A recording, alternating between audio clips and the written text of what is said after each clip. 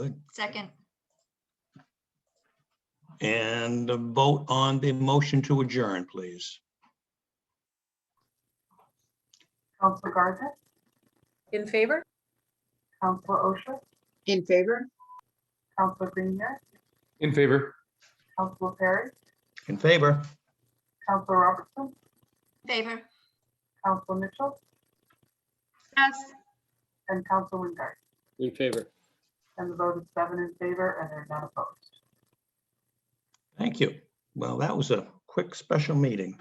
Thank you all.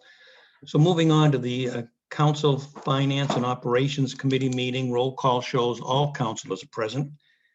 First item on the agenda is presentation from Penquis about affordable housing. And our guest for that presentation is Jason Bird, who I see is with us. And just before introducing Jason, Jason is the housing director for Penquis.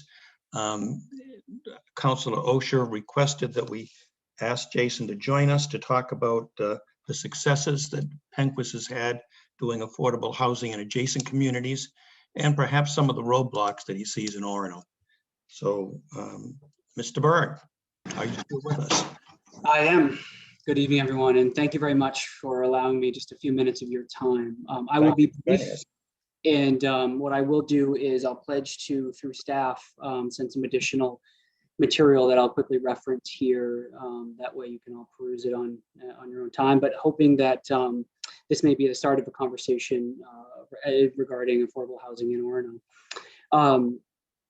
So as our organization does a number of things, and in my role in particular is to develop housing and manage our existing portfolio. And we have over 300 units throughout Eastern Maine, and we do so. We maintain those units at a high level. We're very proud of that work, and we see tremendous results from the people that are living in our communities or our units, and those that are able to stabilize, move on to home ownership, and you know, we in an ideal world we wouldn't exist, but the reality is that a number of our neighbors and a number of our you know, members of our communities just simply can't afford the median home rents, let alone maybe even the median home prices right now, as many of you are probably aware of. What I will do though is send a document around that provides some photos and some additional information, with location, that type of thing, for what our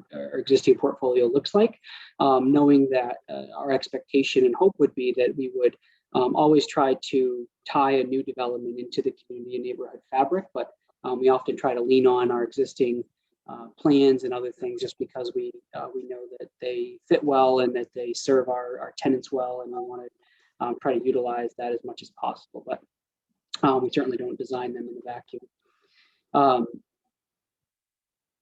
When we develop affordable housing, we really take one of two paths, depending on the data and depending on what we find the need being in the community. I think in Orono, probably there's a need for both family housing and what we call older adult housing. Family housing is traditionally, as you would expect, a lot of 2 and 3 bedroom units. We typically try to do that in a townhouse style design. So it isn't a 5 or 6 story building that otherwise maybe quite a bit of a lot of ruckus inside. We try to have a lot of easy access for families to get outdoors, kids to play, and so that way we can help disperse noise and just allow kids and families to be active and outdoors. When we do older adult communities, it's somewhat the opposite. We found that our older adult population, which is typically defined as those that are 55 and older, are okay with having more condensed building, and because it provides a sense of security, because we can lock the doors and we can allow or mitigate access into the property, into the building itself, and that oftentimes we'll end up building 3 or maybe even 4 floors up, just because we put an elevator in and design it in a way that allows for us to maximize green space and mitigate the amount of square footage on the ground. One thing that's important to note: affordable housing in the traditional sense is typically those that are making 60% or less of area median income. That would depend on family size, the bedroom rent, or the rents depend on bedroom size of the units, and I'll send some more information about that as well. But if you have any questions, and if I can speed through this fast enough, I'm happy to answer what that looks like as well, if that's a hot topic for anyone. One thing that I think would be important just to highlight, because I'm having conversations with some staff, maybe even some council members as well, that our properties are not, and actually have a fairly set of strict rules around not being student housing. So we fund these developments through the low-income housing tax credit program, and there are a number of rules and regulations that really prevent us from just becoming a subsidized dormitory. And so while we can have tenants that who say are a head of household and have children, there's some other eligibility pieces in there. They're allowed to go to school. We certainly wouldn't want to dissuade them from doing so. But we can't rent to, say, an 18-year-old who is perhaps, just on their own for the first time. There are other rules and regulations around that. We rely on our property manager to assist us with remaining in compliance with that. One other important topic, obviously, given that you guys are stewards of the community's finances, the property itself is owned. When we develop affordable housing, it is owned by a for-profit entity, and while it's certainly fully taxable, we often do broach the subject of property taxes in hoping to structure a TIF, and we do so in a fairly transparent way, just because we want to show that there is a gap and a need that we would want to partner on sort of addressing for the long term, because when we develop the housing, we do so with the goal and expectation that we're going to own it for decades. And so for us, from a maintenance and a operations perspective, it's important for us to have a small margin every month or every year that we can sort of squirrel away for roof replacements and other things, because there really aren't subsidies available to us once the property is built to be able to fix those kinds of things. So we have to, just like any property owner, have to do it. But obviously we're renting at below market, and so the margins there are pretty thin. And again, if we get to that point, then we can certainly have that conversation. Would love to explore what that looks like. As Councillor Perry had mentioned, the crux and my hope to having this conversation was just to talk quickly about a barrier or barriers that I might see in perhaps trying to bring affordable housing to Orono. I've been looking for some time at sites and locations in town, and it's not easy for us to find one, because we're quite picky, and we want to make sure that when we build a community, it's near grocery stores, banks, pharmacies, and those kinds of things, and ideally walkable. So that way it isn't, it's easy for us just to build something on the hinterland, because acquisition is cheap, and we can do what we often want without really a lot of neighbors complaining. But the reality is it doesn't serve the population that we house very well. So one challenge that we found is just the sheer lot size requirement in Orono. And I know that this is something that may have been discussed over the past couple of years, and there's good reason for it. But just sort of in comparison, when we build affordable housing, in order to have the efficiencies of scale that we might need in order to be able to maintain the property long term, we're looking at north of 30 to 40 units in that range in order to be able to like I said, maximize or really create the efficiency of scale that we need. In order to do that, in many of the zones, it's in Orono, it's just prohibitive, because it requires acres and acres of land that is hard to find and also expensive. And for instance, in the HDR zone, it will require, I think, over 4 acres to do, say, 40 units, and that would be tough to try to find 4 acres that's centrally located. That allows the quality of life that we expect out of a property that we might build. For instance, in Bangor, if I were to build 40 units for the older adult population, mostly 1-bedroom units, I could do that on 1.25 acres. And that's a lot easier to find, right? And then if you look at even the village center zone, it gets a little bit better. It's 2.3 acres, but obviously in the village center, there's property values are higher, acquisition costs would be tremendous. It wouldn't be really tenable in that respect.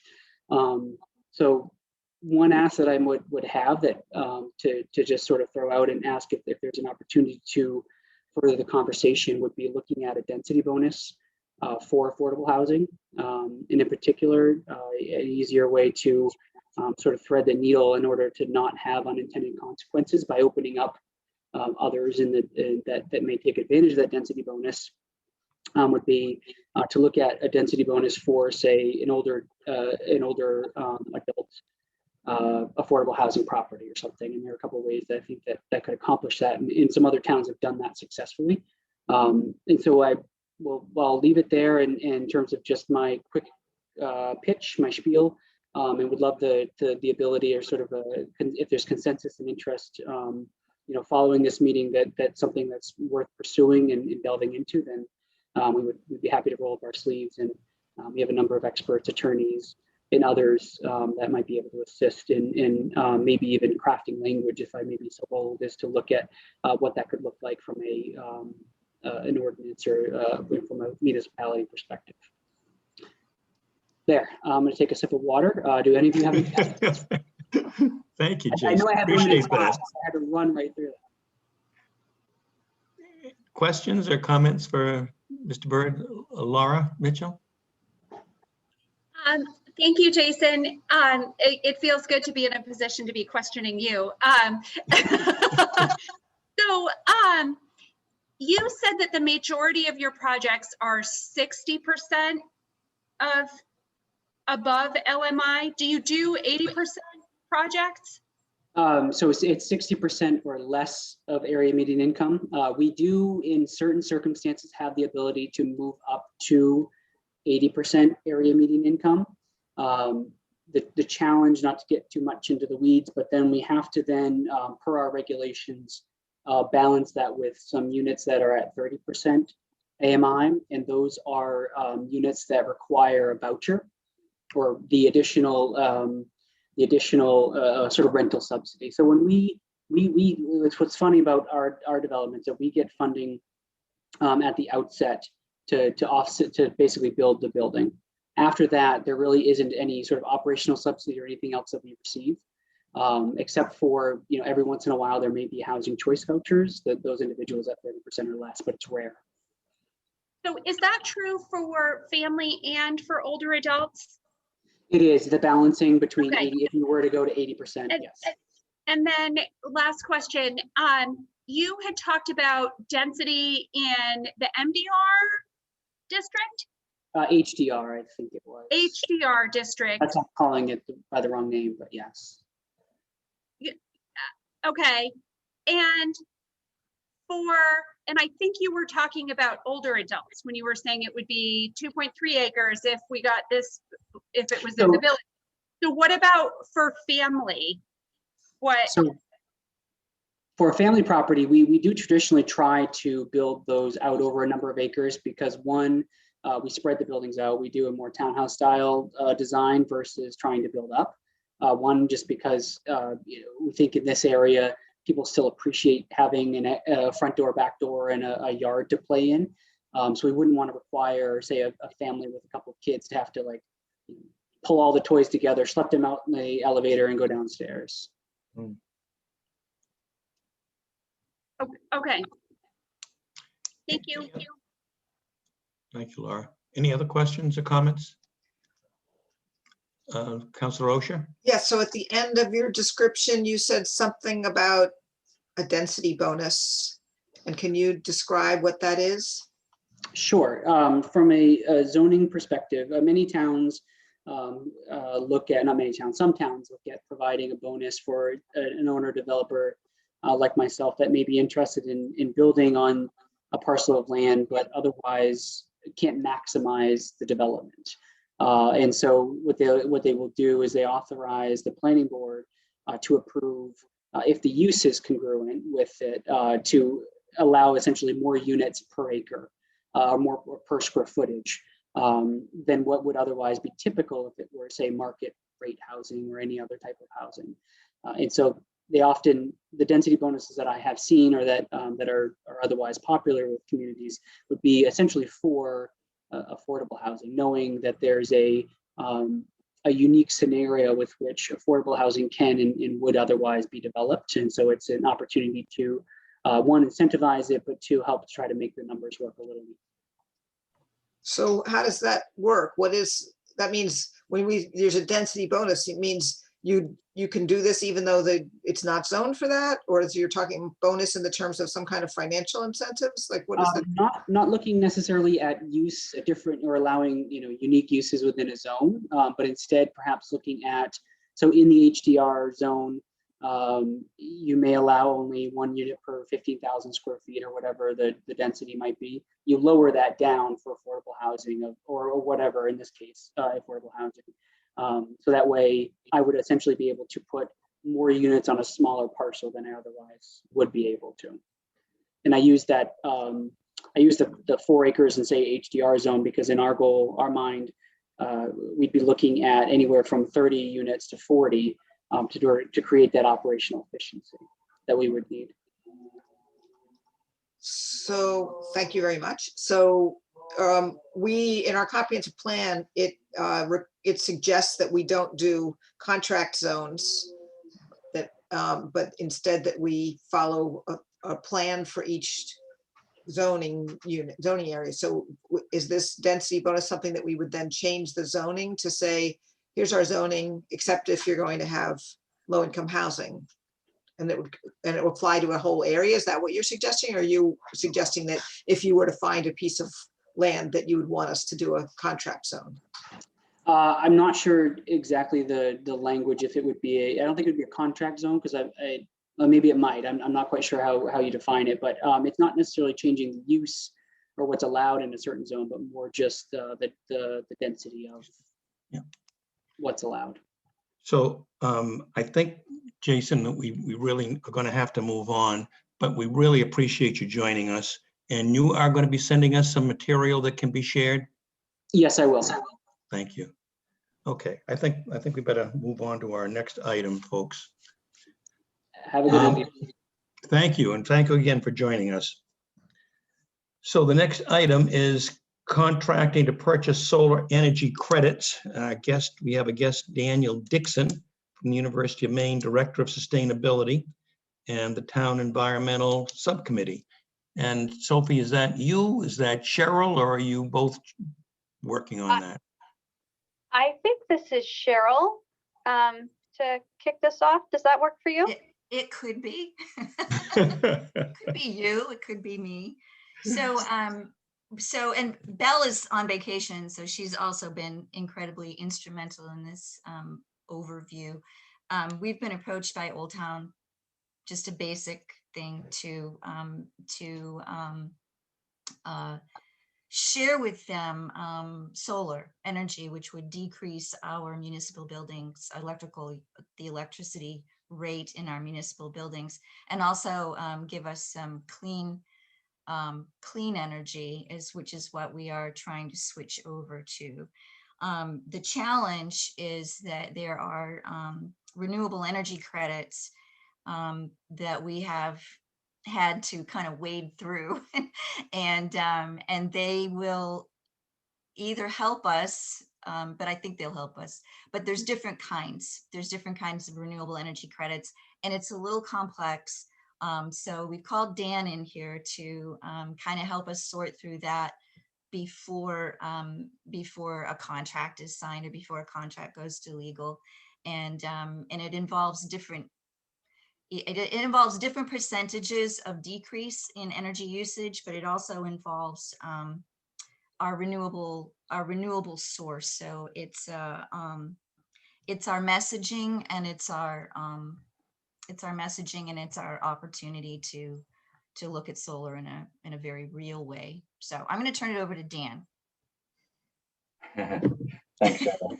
That's all I could do. Yeah, so I'll attempt to give you a very brief and layman's terms overview. So the town has been approached by a solar developer to purchase a bunch of renewably generated solar energy. And I believe it's going to be sited at the Old Town Airport, just next door to that. And so when you buy renewable energy, the energy itself is actually separated from the environmental attribute of that energy. That's because when energy is generated and it goes into the grid, you can't actually track the electrons. So you have to separate out the environmental attribute. So after 1 megawatt hour of energy has been generated from a renewable source, something called a renewable energy certificate is created. So the way most solar developers are actually funding their operations is by retaining these renewable energy certificates and selling them in the compliance market, most likely in Massachusetts, because they're worth a lot down there. The problem for us is that we get the benefits of the cheaper electricity. I think we get 15% off of our bill, but we don't actually have the environmental attribute of that energy. So we can't claim that we're using solar energy, because we're not, because it's being sold in Massachusetts. So we do get a break on our electricity bill, but we don't get renewable energy. We can only claim normal grid mix, which is, you know, fairly clean in Maine anyway, but it's not 100% renewable. So when we talked to these developers, we said, well, you know, what about the RECs? And they said, oh, we don't know anything about that. Of course they knew about it, but they pretended they didn't. And then they came back and said to us, well, we could provide you with class 2 RECs, because class 1 solar RECs are the very valuable ones, but you can get class 2 RECs that are like generated through wind or hydro, and they're much cheaper. They were typically only, so to give you an idea of the price difference, a class 1 solar REC is, you know, anywhere, the price fluctuates, but they've been trading, you know, over the last few months, probably between $30 and $45 per REC, whereas a class 2 REC has been trading between $1 and $3, so much cheaper. So as far as I was concerned, I mean, I may have spoken out of turn, but I said, yeah, class 2 RECs would be fine. Then we can still claim that we are purchasing renewable electricity. It's just not from solar. It may be from hydro or wind, but it's still renewable. And to me, that's the most important thing. So the solar developers are currently working on some contracting language to try and incorporate that kind of deal into the mix. And they haven't actually given us anything that's satisfactory yet. So we're still waiting. And the RECs, and it's REC is what we're talking about. Yeah, The renewable RECs energy certificate. certificates are only valuable when they're sold, right? Well, yeah. So then there's some complexity in that after the electricity is generated, there's a waiting period before the certificate is issued. Then there's a period in which you can actually sell it and retire it, and then eventually it times out. So after a certain amount of time, it's worthless. So I think it's about 18 months. You have about 18 months from the moment that it is generated to sell it. But we'll be the other thing I didn't mention is that in order to claim renewable electricity use, you have to own the REC and then retire it. So i.e. keep it till it times out. Then you can claim that you've actually used that renewable electricity. So we'll be looking to retire the RECs. But so the developer did come back to us and say, well, how about we give you 20 years worth of RECs in one go? And then of course that won't work. But so the difference, so we've been going back and forth with this, but this is kind of the first time we brought it to council or to finance, is we have an opportunity to do a 15% reduction in municipal electricity with no, and Dan, help me with this if I'm wrong, with no guarantee that the RECs that we have are renewable or from a solar source. And then we have another offer for a 10% reduction in our electricity for municipal buildings with renewable RECs that make up the difference between the 15 and the 10%, which I think we figured out was about $3,000. yeah, so I'll just clarify something there. So all RECs are renewable. RECs are generated through renewable power generation. But yeah, if we just take the standard deal, the same deal that Old Town did, you get the cheaper electricity, but you don't get renewable energy. You can claim that you have helped solar energy generation prosper in Maine, but you can't claim that you've actually used renewable electricity. That's the key. The only way you can claim that is if you own the REC and you retire it.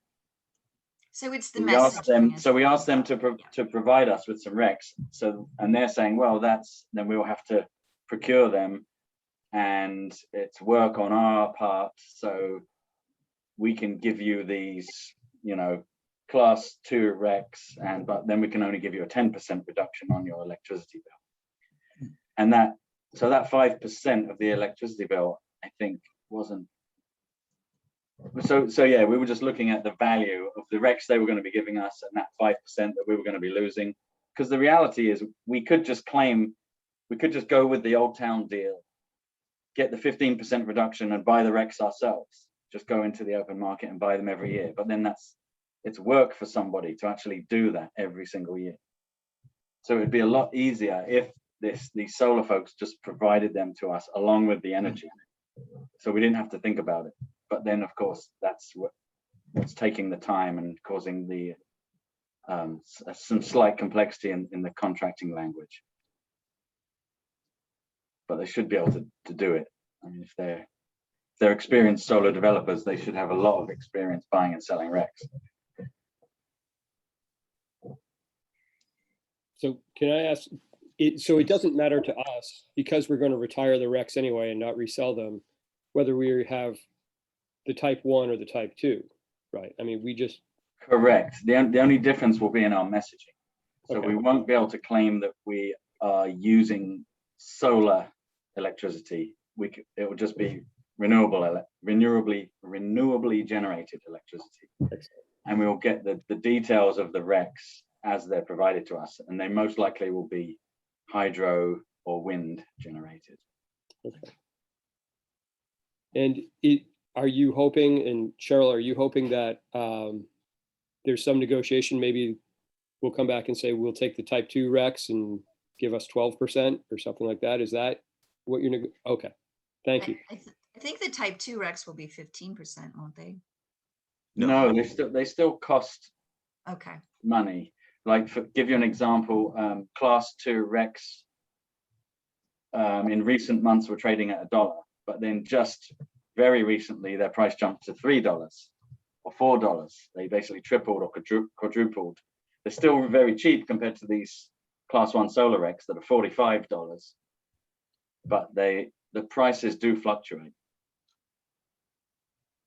Thank you. Sorry, my apologies if I missed something, but so it's really just about being able to say we use solar energy. There's no other benefit. Yeah, so then there's another thing going on in the background. There's a regional climate action planning consortium, and the Orono is starting to get involved with, and one of the action items for that is a very detailed carbon emissions calculation for the town of Orono. So of course our electrical use contributes to our carbon emissions, but if we have renewably generated electricity, then our carbon emissions from electricity will be 0. But it's renewably generated.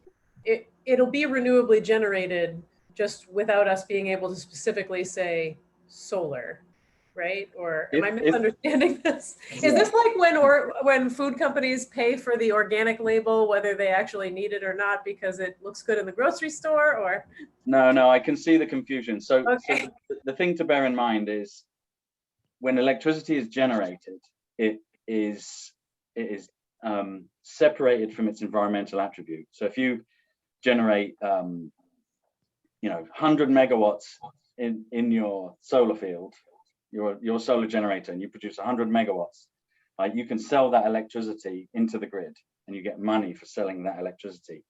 But you also get these things called RECs, and they are a whole separate thing, and they represent the environmental attribute of that energy.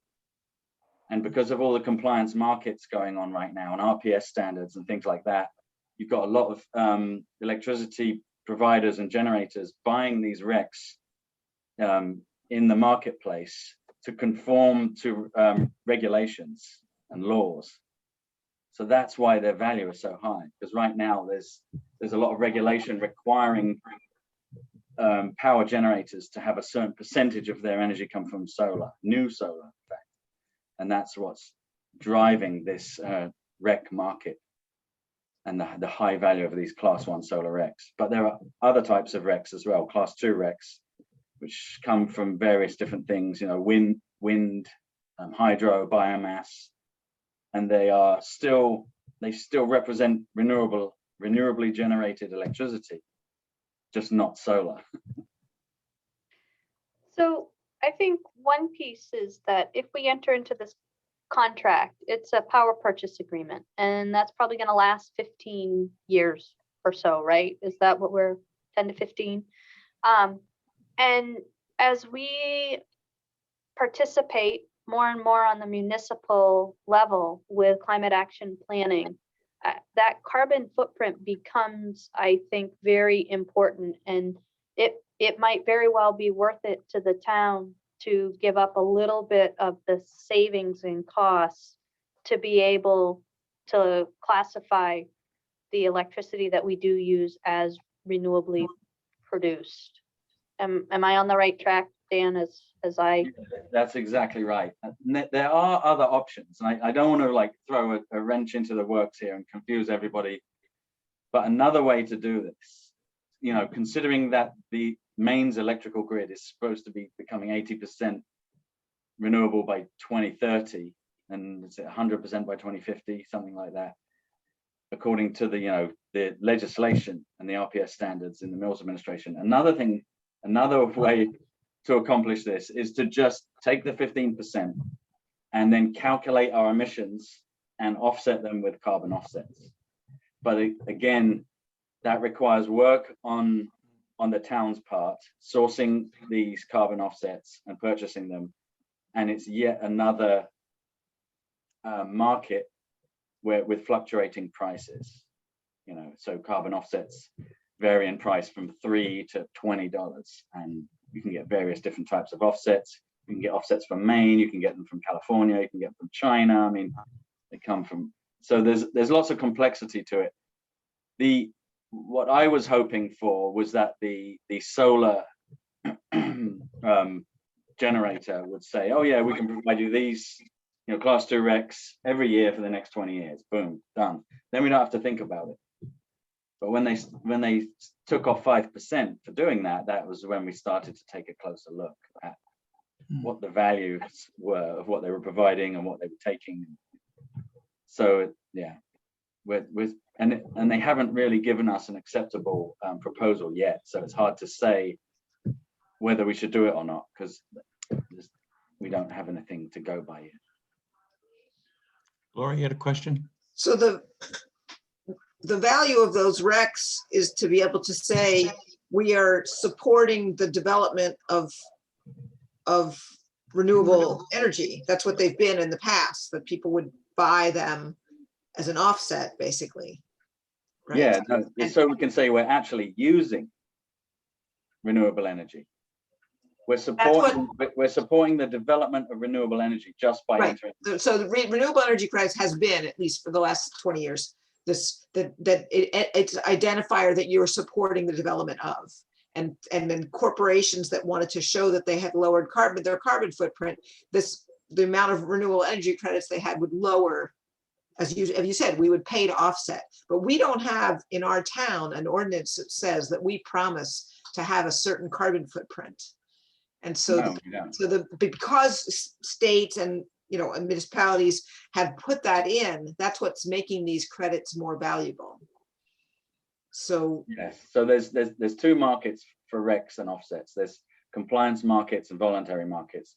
Compliance markets are all based on legislation and rules and legislation and actual requirements of electricity generators to actually have a certain percentage of their power be generated through renewable sources. The voluntary market is folks like us who are saying, we want to be able to say that our electricity is renewable. So we're looking for opportunities to either buy RECs or offsets. Right, so, but as town councilors, our fiduciary responsibility is to try to lower the cost of the energy we purchase. And also, as representatives of Orono, who have said that there are many people in Orono that say that they want to be either using solar energy or to have our town be green and have that be one way in which we are, more conscious of our carbon footprint.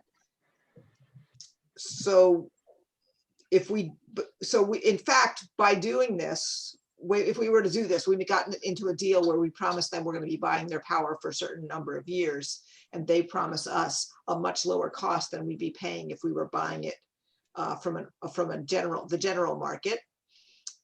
That in fact, by doing that, we are actually helping them make the books acceptable enough for them to go forward and build this solar farm. Precisely, yes, but we can't claim that we're using renewable energy.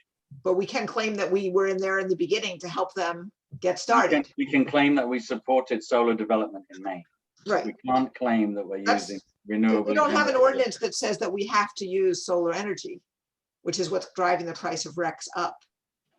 Right, but that's quite true. But we don't also, yeah. We don't have a responsibility as I'm not trying to council. say that. I'm Yeah, just trying to okay. say, if we do want to say that, we have to own the RECs. If we do want to say that we are using renewable electricity, we have to own the RECs. Right. Well, yeah. And we're working on the climate reach. I mean, we're working on a climate plan. It's brand new. And so this won't even happen until 2023. So what will happen? We have to negotiate a contract, and so this is why we're bringing it, and this is some of the complexity, and it might require additional transactions, and it might require additional language in the contract. But the developer that came to us didn't say anything about RECs at all. And so we got Dan, involved, and he asked all the right questions. And so this is why Dan was invited to come here tonight to talk about what it is exactly that we're talking about in committee, and to let council know information. This is what's happening, and here we are, basically. So, but nothing has been signed, nothing has been drafted, nothing has been, so. And did you want to say something, Sophie, too? Yeah, and the reason why I'm relatively knowledgeable on the subject is the university has just gone through something like this. We just had a big solar energy commitment, net energy, through this net energy billing program, LD 1711, through the state.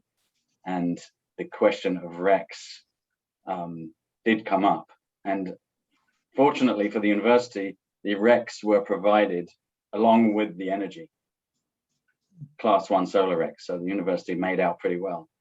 But this, these other solar developers that are streaming into the state are not actually providing us with renewably generated power, even though it does seem like that when you're signing up. It's not. Because they're selling it. That's how they're affording to do it. That's why we get 15% reduction on our bill. Yeah, Councillor Mitchell.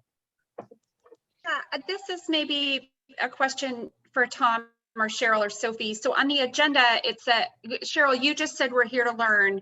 And then on the agenda, it says we're here to provide feedback, whether we want to pursue negotiations.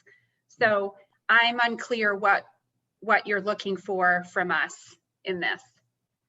So I'm going to jump in the middle of that and say that we are all kind of marching based on what I have heard from council for the last several years to a commitment to be more energy efficient, to a commitment to be greener, to a commitment to fully engage in climate action planning. And later on in the agenda, you will see a memorandum of understanding with the city of Bangor around that climate action. So we have an opportunity that is not a forever opportunity to enter into this agreement with the Old Town project. Council can decide they don't have enough information and they want to put it to the side and wait until we know more and we are further down our environmental policy track. Or council could give me some direction that, in fact, we're not wasting everybody's time to try to negotiate a contract with Old Town. It is highly complicated, and I don't expect everybody to become an expert. Quite honestly, that's why we brought Dan in, because he knows more about this than I will ever know. But it does seem to be a good starting point from my perspective. If the council wants to begin making a solid commitment to environmental practices and climate action planning for the region, this seems like a good place to start. And it supports an economic development initiative in a neighboring community.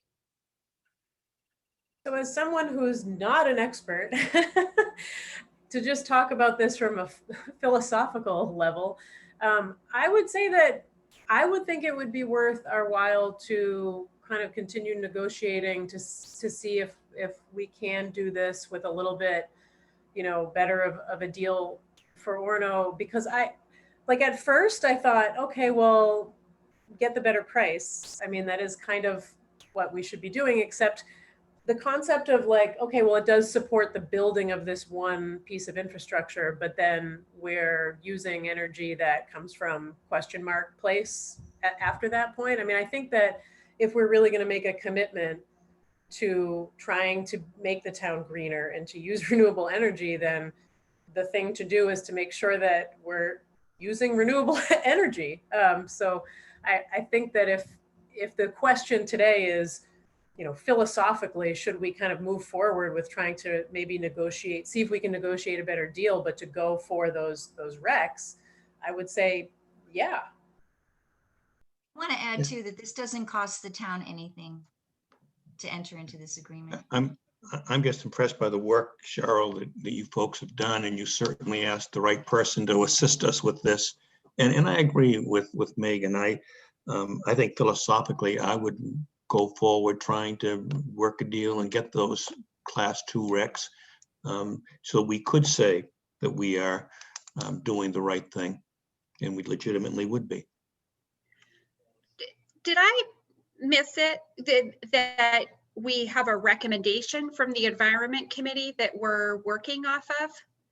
I didn't, or was just what we got in this conversation and now we're supposed to come up with the recommendation? So the Environment Committee is helping. And Cheryl.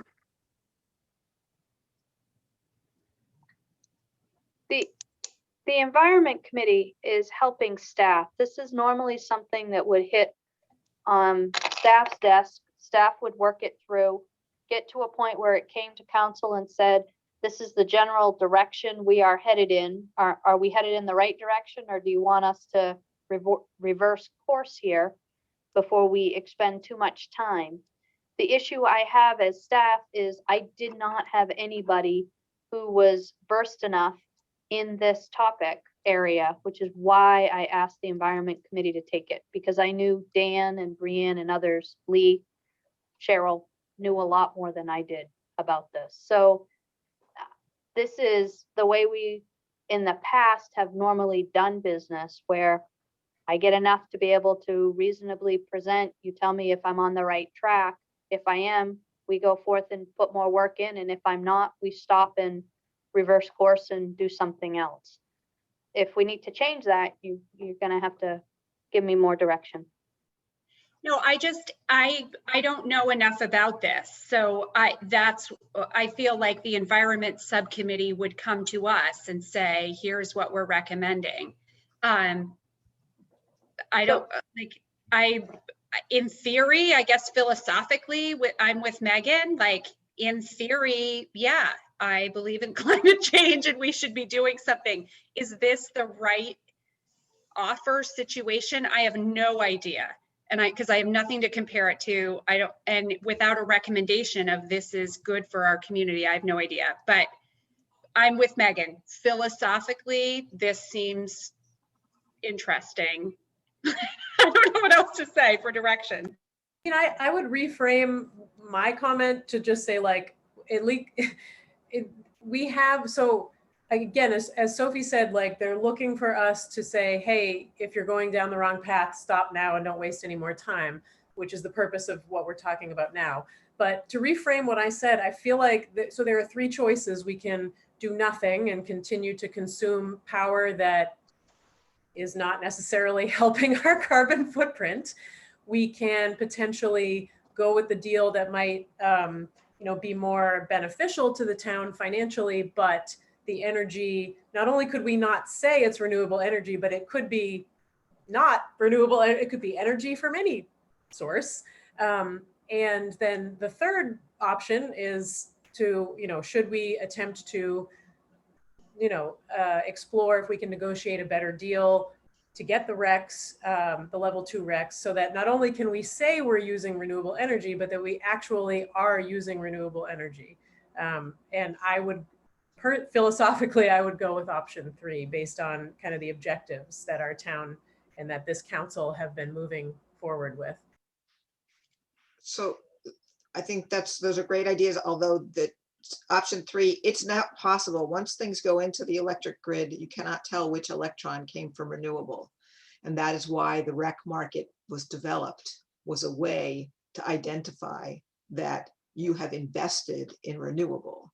And it used to be that people paid more for energy that was called renewable energy, as opposed to getting a deal because you paid more. Why? Because you had to pay for the tracking to make sure that when someone sold energy, that energy actually came from something that was renewable. And so that's an accounting figure that you have to pay for the labor.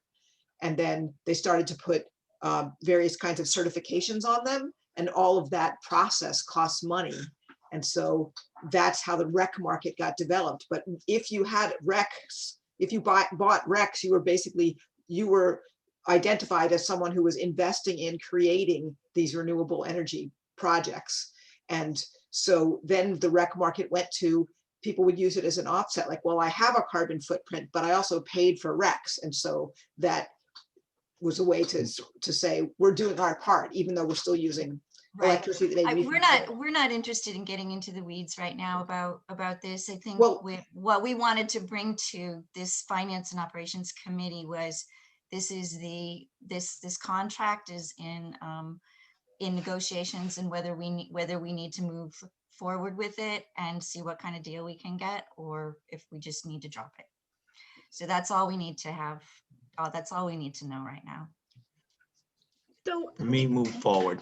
But let's see if any of the other councilors who haven't had a chance to weigh in would like to comment on this. Harry or Jeff, any? Dan, I actually have a question that so when you talk about the stuff that says, somebody may say renewable, but it's not.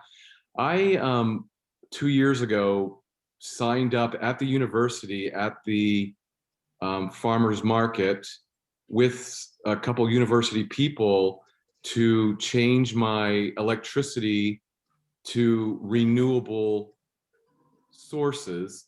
Is that not, or is that part of your group? I'm not sure who you signed up with, so I can't really tell you. I would say you're going to have to read the fine print. But a lot of these developers are using the funds from selling the RECs to reduce electricity bills for customers. And it's true, we are helped by signing up with them. We are helping solar expand into Maine. But however, if we want to count our carbon footprint, then it has no effect because the RECs are being sold. Thank you. So I thank you for the presentation. And as far as getting into the weeds, my goal was just to say that I've always wanted us to be a town that is doing our best to help move our town and Maine into the future. And by being in the beginning of this particular solar farm, we would be helping that happen. I also would like to see our town pay less for energy. And the first way to pay less for energy is to use less energy. And that's why I've been pushing building energy efficiency and other ways of looking at efficiencies, which we haven't, and that costs another investment cost to get people to do that work to help us figure out where we could be more energy efficient. But the cheapest energy there is the energy you do not use. The next is more virtuous energy that you would use is the energy that's not from CO2 producing fuels. And so solar is in there as having a much lower CO2 carbon footprint. And whether or not we get to claim that we bought RECs, which cost us money, versus being there at the start to help this very local facility get started, I think that would be a great thing, especially because it would also cost us less. And as I said, in the past, it used to cost more to buy electricity when it came with RECs. So either way, if we buy it without RECs, it costs us even less. If we buy it with these little bit of RECs, it still costs us less than what we'd be buying it. And we would not be supporting the local development of solar power. So I'm supportive of this. I thank you so much for bringing this to us. But with all my experience, because my nonprofit that I was president of used to sell RECs, and with all my experience, I still don't think I'm not into the REC market. I just want us to be supporting solar being built, and we will be. And as a town councilor, I want us to have less costs for energy, and paying less per electrical kilowatt hour is reaching that goal. Anything else? Tom, Yes. I just want to take just a few seconds to thank Cheryl and her team for all of their work. They have, we wouldn't have gotten this far, but we've coined a new phrase for Dan. Dan is in fact our volunteer resident expert in this field, and I just appreciate his willingness to give up his evening to help us understand this. He's our VRE. Cheryl, do you think you have the sense of the group? You've heard some variety of comments. Yeah, I think you're moving in the right I do want to direction. reiterate that Belle has been instrumental in this too, and she's not here in this meeting. So she's been the one that's been dealing with Sanssouci and the contract. And so we've just been kind of going back and forth, but she has additional insight that we'll tap into at some point. And So, we'll be yeah, hearing more, I'm sure. should, yeah. Tom, Yeah. Tom, it looked like Jeff had a question. I didn't see it. Yes, Jeff. Oh, look, thank you, Terry. No, I was just, Tom had asked for sort of a rough poll of people, and I just wanted to, weigh in that I also support, looking forward into the contract, not taking the deal that's on the table right now. So anyway, thank you, Dan. Thanks, Terry. Yeah, we really appreciate your time, Dan. Thanks, Dan. Happy to do it. Are we ready to move on? Yep. Our next item is introduction of new assessor and information session about revaluation. And I should say at the beginning that although one of our assessors, Mark Perry, has a wonderful name, he is absolutely no relation that I know of, at least. I was gonna say the same thing. Mitch, are you the introducer? Yep. Can everybody hear me all right? Yep. Okay. So I just wanted to kind of introduce this, and also it's a good handoff for me because I've been dealing with the whole vision reval process in the absence of an assessor. So where we are in that process right now is that there are a few more what they call informal meetings with folks until Wednesday. Anybody that had an informal meeting with Vision, probably mid-July after the 4th, they'll be getting a kind of a summary or a letter of what has come out of those meetings, to either whether it changes their value or what it means based on that conversation. So that's that process, and once they get past that, that's really kind of where Vision ends, and where our new town assessor begins. We we have contracted with Down East Assessing Services, which is Mark Perry and Steve Weed. Mark is been great, and I couldn't be happier to have him on board, because that means that I no longer have to do some of these assessing things that I have enjoyed and learned a lot about, but I'm ready to pass it on to him. So without a further ado, it's Mark. Hey, guys. First, I wanted to thank you guys for the opportunity to be your assessor. I'm really looking forward to it. I think Steve and I are anxious to get going, and I mean, definitely looking forward to getting past this year, I guess.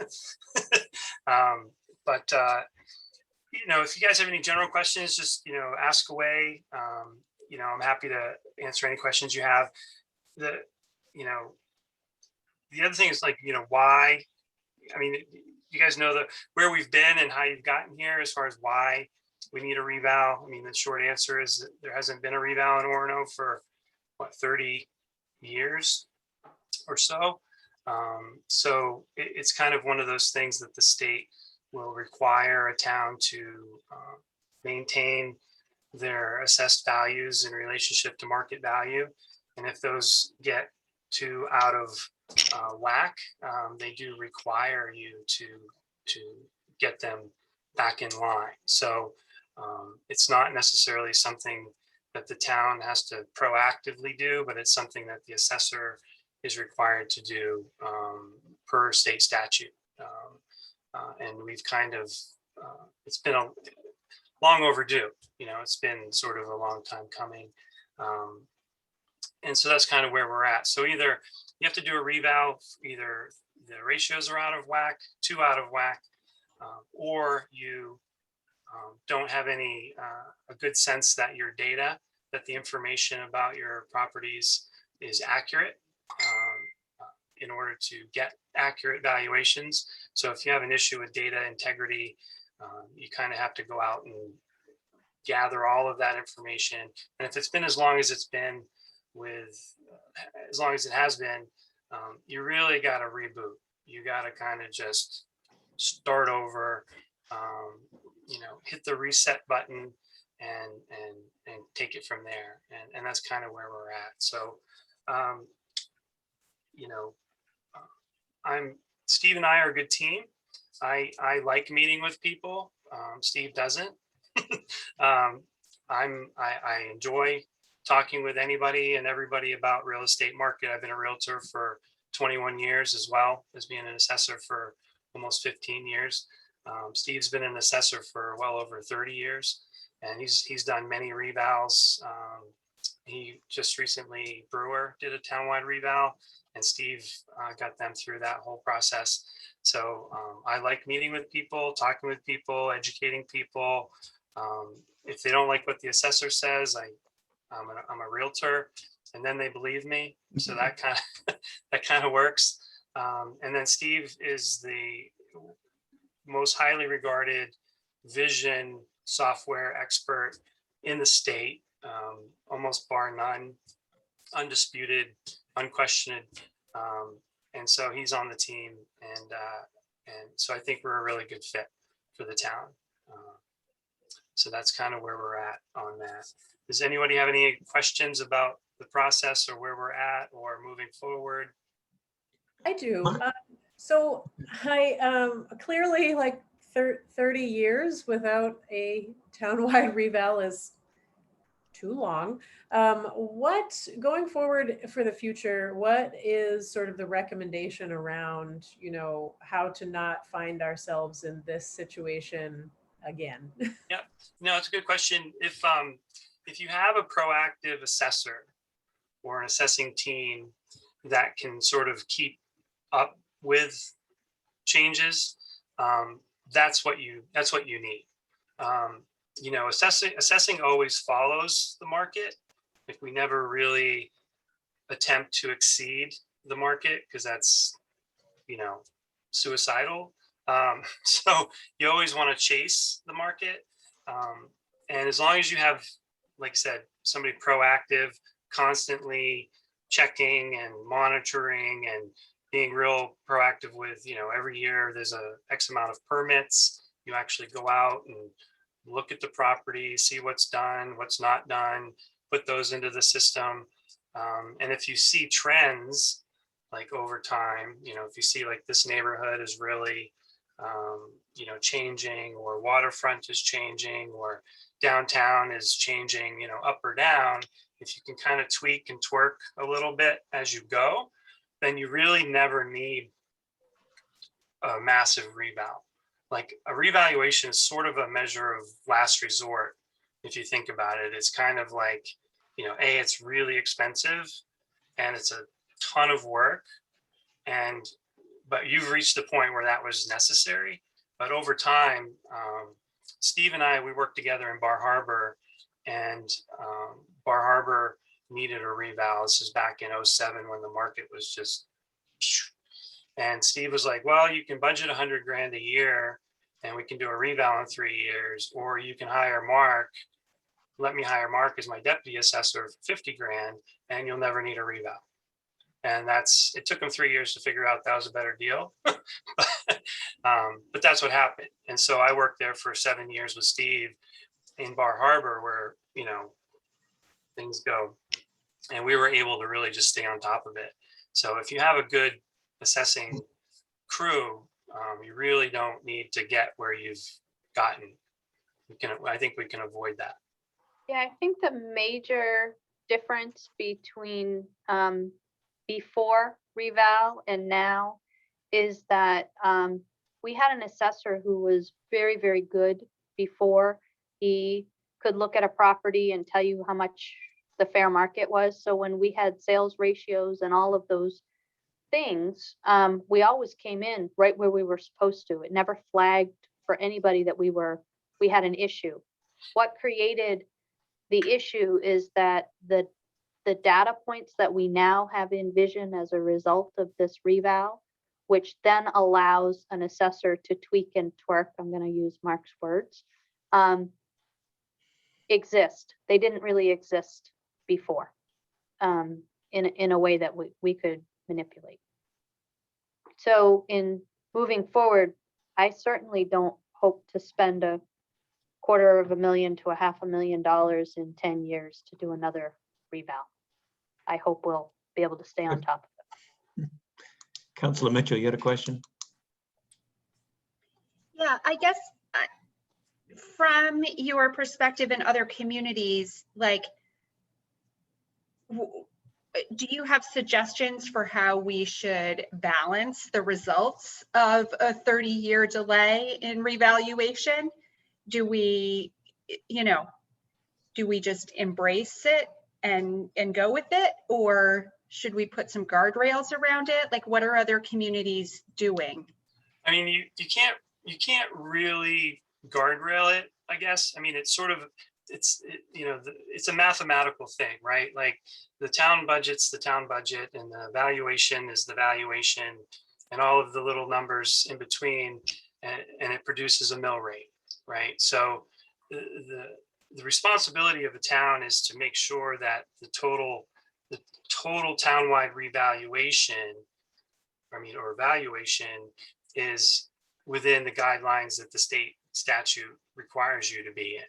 So you can't really, we're not controlling the values of anything. The market drives the value, and sales of property dictate what property is worth or not worth. So all we can do is try to do that as fairly as possible, and make sure that everybody's kind of paying their fair share equitably. And the mill rate is the mill rate, and the increase is the increase. I mean, in a perfect reval, they say 1/3 of the values go up, 1/3 go down, and 1/3 stay the same. And that's a redistribution of tax burden. So the PR piece is that, it's not fair that it's going up as much as it might go up for some and not for others. But that's what I deal with every day. And I can certainly I'm a real analytical, statistical kind of a guy, and I'm happy to go back and say, well, if they had adjusted your value, even 10 years ago, it would have been, here times the mill rate of all of those years, and that's what you would have paid in taxes over the last 10 years versus, yeah, it's kind of a bump now, but that's still probably less than you would have paid had they kept up with it the whole time. So you gotta put a little things in perspective for some people, and that's just sort of, nobody likes to pay more, but I'm also happy to point out that they've really gotten a break for all of those years if that's the case. And there's lots of people that have overpaid, same thing. Some people get it goes down, and that's okay too. So it's just about being fair and equitable. And at the end of the day, the first question I'll be asking anybody that has a complaint or, is if they had to sell their house today, not that they would or could or need to, but if you needed to sell your house, what would you expect to get for that property? And if the new valuation number is within 10% of that number, then that's acceptable. And that's the standard for everyone, everyone in the town. And we don't know what the mill rate's going to be. That's the other big issue right now. People are freaking out because they got this big number. But obviously, if the total valuation goes up, and it has quite a bit, the mill rate will come down. So it's going to offset what I think they think their taxes are going to increase is going to be less than what it actually, will be. So does that make sense? Yep. Jeff, you had a question. Yeah, I was just wondering if you could speak to any factors in Orono that make it difficult to revalue properties. You mentioned your work in Bar Harbor, and I can see where on the coast with the exponential growth and real estate prices, that might be difficult. Do we have different but also confounding factors in Orono? No, I mean, I would say Orono has a pretty, diverse, you have waterfront, you have downtown, you have rural, you have residential, you have business. It's a pretty broad diversification. In my opinion, there's not a huge diversity between values. I do a lot of my assessing like way down east, in Addison and Jonesport and Gouldsboro and places like that, where I might have, $1 million property, and you have to drive by a place you couldn't sell for 40,000 to get there. I don't really feel like that is Orono. I mean, there's certainly areas that are less desirable and other places that are more desirable, but I think it's a little bit more, less of this than other towns, but nothing that I think is making it more difficult. I mean, obviously there's a ton of exempt property in Orono, more than any other city or town in the state, actually. So that's an issue, but it's, again, the budget's the budget and the valuation is the valuation, and that's excluded. So, yeah. What I've been hearing a lot from residents is the bubble. Sure. And it's not fair to assess our houses with this bubble, and everyone's moving to Maine because of the virus and, that kind of thing. Can you talk to that just a little bit? Sure. Yeah. I think the bubble's going to burst. Yeah. I mean, it's clearly it's not ideal. It's not the ideal time. But a couple of things, Vision, when they do the numbers and they do the ratios and the analysis, they're not really shooting for 100% of market value, right? They're always a little conservative on that. So that's part of it. Also, everything's, the older stock is sort of depreciated, and depreciation schedules are generally way more aggressive than reality. So overall, the bubble is definitely impacting it to some degree. but probably not as much as people think. Also, the bubble isn't affecting everyone, right? Like I tell people, it might affect the more higher end property, but the bubble's not affecting, Granny's, single wide mobile home out in the woods. Like the bubble's really not impacting her value per se. So that's going to be something that myself and Steve will be kind of monitoring to see where all of those values that Vision came up with came in. And if we feel they kind of overshot, or if it is going to be interesting if the bubble's going to, I think the bubble will obviously subside. How long that takes is the question. That's going to be, I don't think it's going to be like, tomorrow. I think it's going to be more of a gradual thing. So and again, as an assessor, you don't want to, chase the bubble, and then you don't want to, beat the bubble down. You want to kind of just, ride it a little bit and let it work itself out. So also by law, by state statute, assessors are allowed 10% high or low from values to be considered acceptable. So that's relevant. So if somebody has a $200,000 valuation, if we're within 175 to 225, that's deemed acceptable and not even abatable. Like we can deny an abatement request based on less than 10% difference. Not that we do, but we look at everything. But that's something that people need to really understand, that 10% are, sort of allowable, fudge factor, I guess. Cheryl, I just add to that Vision, when they looked at comparable sales, normally when they do a reval, they look just a year back. They actually look 2 years back as well to make sure that they weren't way off on what was out there, because they were worried about the fact that prices had gone up. So they actually went back 2 years, not just one, which, to try to balance that out. And Mitch, that's what I heard, but that's not what Vision told my fiance who called. They said they used 2021 values. So and I don't know why they said that, because I had heard 2 years too, but they're not telling customers that. What I would tell you is that they may have used that number, right, but they did look at those values back 2 years to make sure that those numbers weren't way out of whack. Because they did, we talked about. I guess they need to be saying that out loud. I mean, as a realtor, for things were sort of trending up even before COVID. Just just from an inventory, interest rates have remained really, really low. Even a year or two leading up to COVID.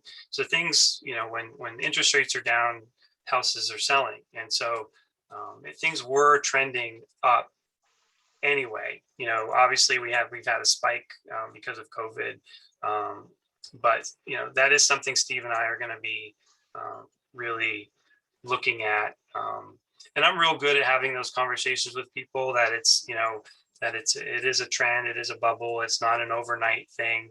And at the end of the day, unless I have significant sales of property that show me that the values are really trending down, we don't change anything.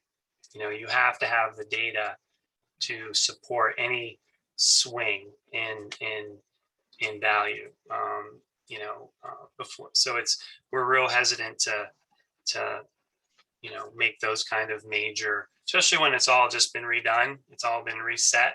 So unless there's significant data over even the next kind of 2 or 3 year window, it's pretty likely that things are going to stay the way they are for a while. Other questions? Well, nice to have you on board, Mr. Perry, and your colleague. Glad to be here. Steve's a mystery man. He's listening. I know he's listening. Yeah, I can see that. He'll be in the office on Thursday if you want to come visit him. Great. Yeah, anytime you guys have any questions, I always encourage counselors to chat me up or email me or ask me questions, or if you have a question about this or that. I have a clarification question. Go ahead. So, hi, this is Lori. So from my understanding is, from what Sophie said, we had a assessor in-house that as the property values changed was keeping track of that. So even though we haven't done it for 30 years in a complete reset, that we were on track at a certain point. But I know since I've been a counselor about 4 years that it's, or 4.5 years, I guess, it's been, we've had a lot of different people wearing the assessor hat. And my understanding is that Vision is the company that was hired to finish that job out after we had some other people working on it. And that now what Sophie said at the start of this discussion was that when they finish this process, then we begin working with you. That's right. Yeah, So- they've done all of their research and number crunching and, data analysis and ratio studies and data collection. And, they've visited every property. They've taken, new photos and new sketches and new measurements and gotten new inventory or information from people, bedrooms and bathrooms and square feet. And so there's a good feeling that everything's sort of being accounted for, which is kind of what you need, So- Okay, so my clarification question was, thanks for letting me know. Yes, I've got that right to this point. Now we begin with you. And you mentioned how you worked for Bar Harbor for 7 years. So we're entered into something with you where you are a consultant to us ongoing from here forward? Is that how it works? So Lori, town council actually approved a contract with Down East Assessing Services, Assessing and Real Estate Services. Mark is our contract assessor, so he provides those services. It's just as a contractor, as an independent contractor, as opposed to an employee. The one thing I try really hard not to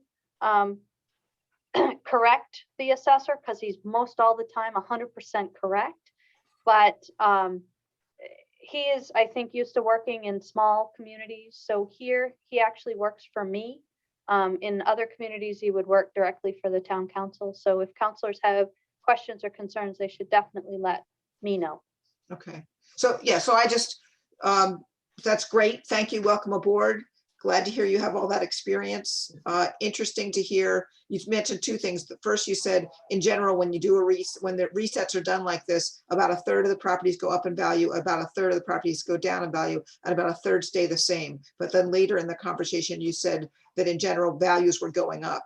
So can you tell us about how much? The perfect case scenario is the 1/3, 1/3, 1/3. The data here that I've reviewed, because it's been so long since it's been reset, the majority of the valuations are going to go up here in Orono because they haven't really been, monitored or corrected or adjusted over that sort of length of time. So, but again, the upside to the majority of things going up is that there's more value. The mill rate goes down further than it might have if only a third of things went up. So that's the one benefit of things going up more is that the mill rate comes down lower. So the data shows us that the majority here things went up. It's not 100%, but more went up than went down here in this situation. Yeah. Thank you. Okay, are we ready to move on? Thank you for joining us. And we look forward to seeing you in Orono. All right, we'll see you. Take care. Next item on our agenda is discussion of a new fire engine purchase. And I see Chief Lowe is joining us. And Sophie, is that going to you or to Chief? I'm gonna start us out and then pass it over to Chief because I do not have the interesting facts that he has for you. So when I originally presented the budget to council, the FY22 budget to council, we had included a budget line of $550,000 revenue from lease or loan and expense for an engine. Because it inflated the expense and the revenue side of the budget, we made a decision to take that out and to address it separately to see how council wanted to proceed. There is most definitely a need for an engine. The second line engine that we have is costing us lots of money. I keep having to sign purchase orders for repairs to that engine.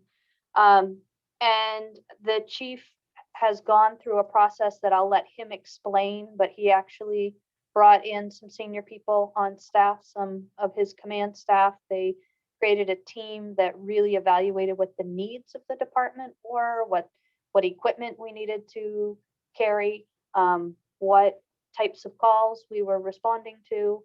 And they went and did a ton of research and came back with a few recommendations, which he is moving forward, the ones that Chief is moving forward to me, the ones that he thinks are best for us to consider. I'm really impressed with this process. I'd like him to talk a little bit about the technical aspects of the way we use the engines, why we need the engines, and what engine we're recommending that council move forward to purchase. And then when he's done, I can talk a little bit about money because that's my role. So the process that we used to look at what we needed, I gathered a group of senior staff members and a few others that had either a long history in the fire service or held the roles in the fire service for a while. And they sat down and looked at what our current needs are, what we were looking at replacing, how we were conducting our operations. And then they submitted, or they put together a list of requirements that they sent out to, I think in total there were 6 different vendors. And we saw 4 or 5 of those vendors come through with fire trucks. If you remember, Council Grenier's favorite fire truck of all, he saw running through town. That was one of the vendors that came to us. At the end of the day, when we looked at price and responsiveness of potential vendors, there were 2 that stood out to us. One is Pierce Manufacturing Company, and the other one is Emergency One. And I believe they both now have manufacturing plants in Florida. And really, that's where a lot of the fire apparatus are coming from, either in Florida, the southern states, or out in the Midwest somewhere. So this is probably an 8-month process to get us to where we are right now. Orono is unique, and I think I've talked to you all about this before, in that we really want to keep that small town appeal, that small town vision. But what we really end up having is the complexity and the risks associated with larger communities, such as Bangor or Portland or some of the others. And that's due in part to the university, with the complexity of the issues that are up there, such as confined space and hazardous materials and the need to perform rope rescue. Also the river with water rescue, and the lack of water outside of the downtown area. Basically, once you start getting out in Forest Avenue and out across on the other side of the interstate, it's very hard for us to find water out there. We rely heavily on trucks and whatnot. So we took all of those factors together. We looked at what we currently had for apparatus, and built a truck based off of those needs. So the one that we're looking at replacing now is a 1994 5, I believe. No, 6? 98? Oh, it's a 1998. My mistake. Is a 1998 Pierce fire truck. And at the time when it was purchased, it met the needs of the community. Since that time, our role has expanded, our mission has expanded, And it doesn't necessarily fit the bill for what we would want in a new fire truck. The 2016, I believe it is, Pierce pumper that we purchased was an emergency purchase. And it is a truck that we would purchase in an emergency. Again, that doesn't necessarily meet the needs of the community. It does fill the role for a small town fire department. For example, the town of Otisfield, which sits between Oxford and Casco, Naples, and Portland, is a bedroom community. They have no industry. They have no major thoroughfare that tankers travel on. They have residential homes, and they have wooded areas. So a truck that just pumps water and carries fire gear is pretty much all that they would need. And that isn't what we need here in Orono. The truck that we currently have that we bought in that emergency purchase is that type of truck. It just fits the need for a community that has more resources or more capability. For example, Bangor has a couple different trucks that they can load all of their special rescue equipment on. So they are able to buy those simple, basic fire trucks, which is what we bought in 2016. And that's not the need that we have here. And we didn't have that need here then, but because we were in a crunch as a community and as a department, we had to make that step.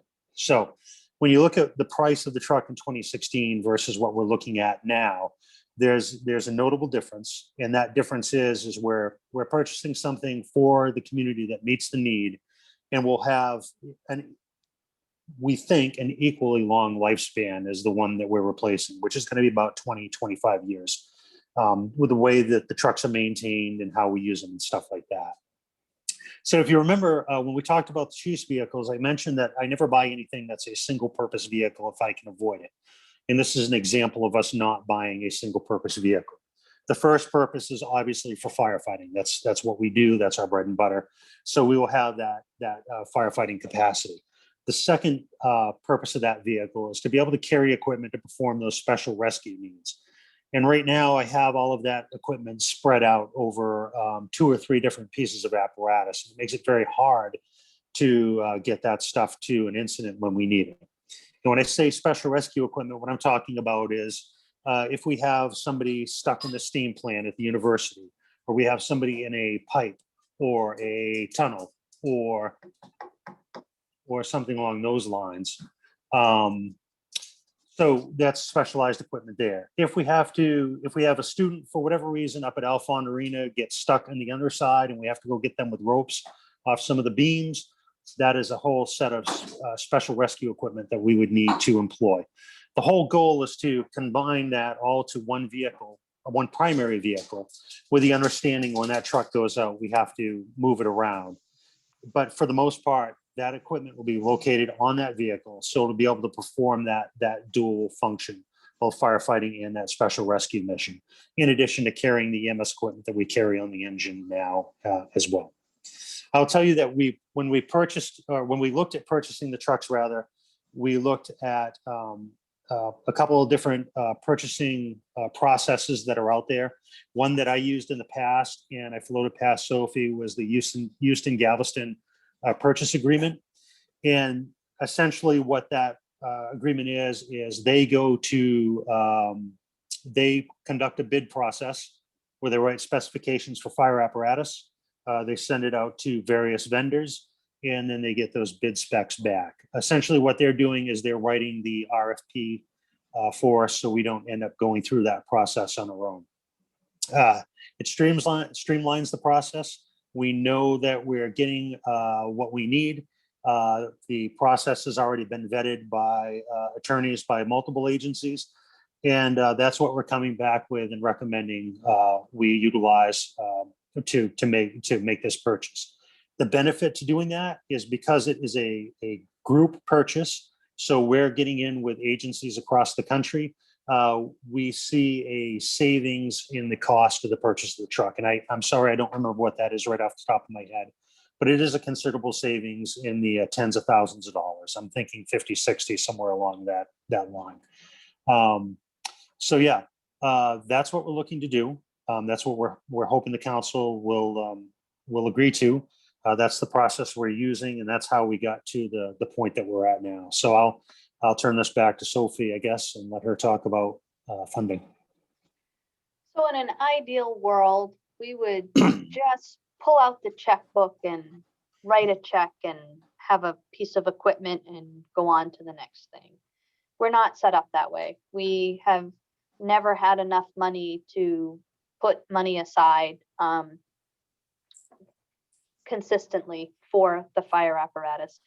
And I think part of that is for several years, communities like Orono Orono was able to, one, partner with the university, and the university would be able to write sizable checks to help offset the cost of our fire apparatus. And two, FEMA ran these assistance to firefighters grants where we could put in a request for a truck and we would get one. And the grant money is really, really hard to get. I don't understand. We've tried multiple times, both for staffing when we were building out staffing and for equipment. And Orono's numbers just don't work for what they are trying to do.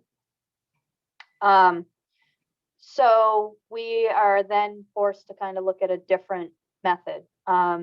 When we bought the last engine, we did that through a lease purchase agreement with Oshkosh, which came with the company. So last time we were in an emergency, our truck literally broke and would not have been worth repairing. And we were borrowing from Glenburn and from Brewer to try to patchwork our way through, and ended up just taking one of the engines that the city of Bangor had already put out to bid because we did not have enough time to get a bid process through. So that lease purchase arrangement with Oshkosh, it was a 7-year lease purchase arrangement for about $89,000 a year. We ended up financing about $420,000. So this time, Chief and his team brought me all of the industry, I think 3 different industry leasing agents' proposals.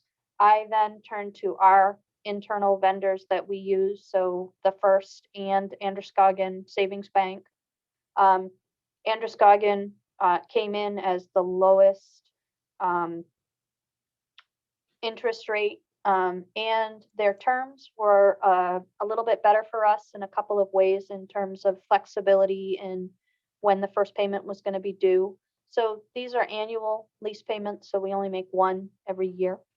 And also they will put a non-appropriation clause in their agreement that says if for whatever reason the council elects not to appropriate money to pay the lease, they take the truck back essentially. It gives us a little bit of flexibility in that. I'm not saying it's a great idea because you're putting out an awful lot more money than the depreciation on the vehicle, but it is a clause that a conventional loan would not have. So when we look at financing, we could, if we were financing $675,000 for 5 years, it would be about $143,000 a year, starting in FY23. 7 years, $106,000 a year, starting in FY23. And 10 years is $78,000 a year, starting in FY23. Overall, I think if we're going to maintain 2 engines, which the use that we have would indicate we need to, this is a place that we tried to, we actively investigated trying to not buy the last engine and stay with only one. And the way we use them, just we can't support the service level to the community with one engine. So we're going to have 2.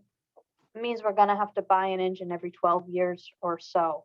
So I think in terms of maintaining the fire department, you're looking at needing to just get used to making an outlay, a capital outlay of about $80,000 a year. I think you take, if we can get 12 or 13 years out of a vehicle, you can take that $80,000 for the 3 years after you're done with the payment.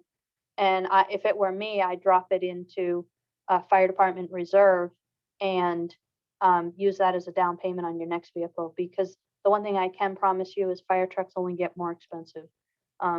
Anything as soon as you put NFPA on it, which is what we need, we end up paying a premium for that, whether it's mechanical work or equipment. So what staff is recommending is that we go ahead and order this fire truck. It's going to take us several months to get it after we order it, and that we go with Androscoggin Savings Bank for the on a lease purchase arrangement to finance that.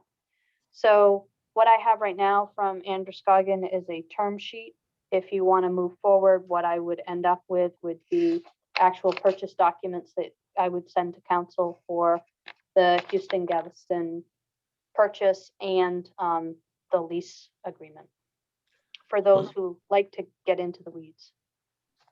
Sophie, you listed 3 different payment options, a 3-year, 7-year, and a 10-year, and I have to believe you have a recommendation on which one we should go with. So if we had money in our budget, I would always go with the 5-year would be great. Then you're spending less money overall. My issue is when I think about trying to thread this in with our existing commitments, I really think you need to spend a little bit more over the lifetime, but stay at that $80,000. So I would recommend that you go with a 10-year lease. And the interest rate isn't vastly different. So I want to see if my math is right.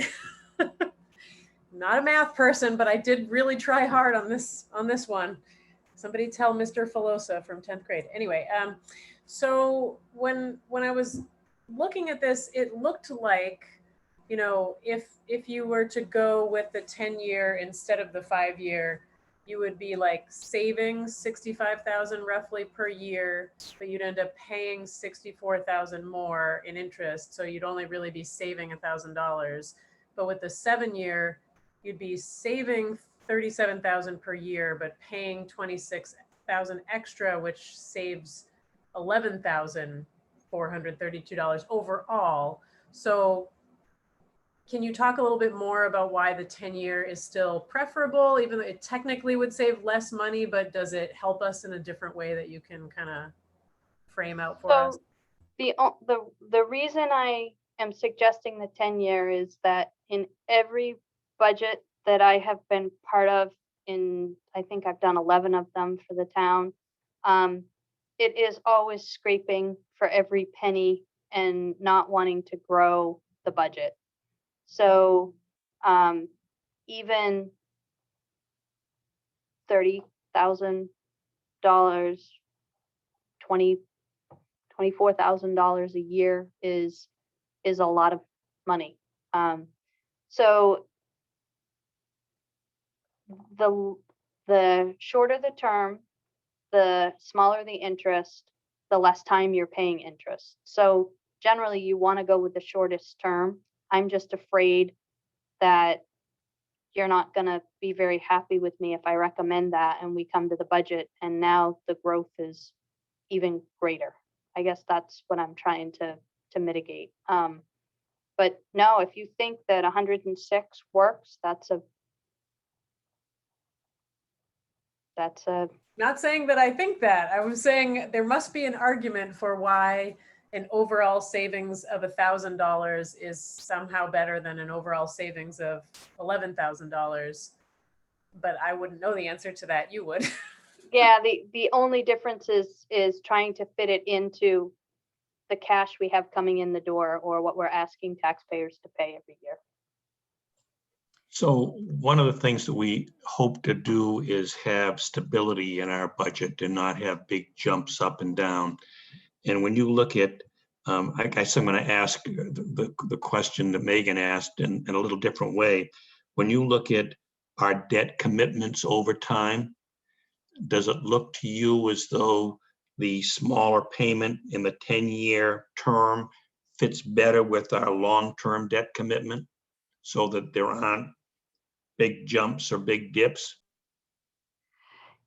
I do. I think that in doing this, if you're making a commitment to put aside essentially $80,000 a year to either pay debt or put into reserve for the engines, this is a way to do this. My history with town council is if we did 5 years with 143,000, it's really hard for you guys to decide to put $143,000 a year away after that, because now there are more things that we need to use that savings for.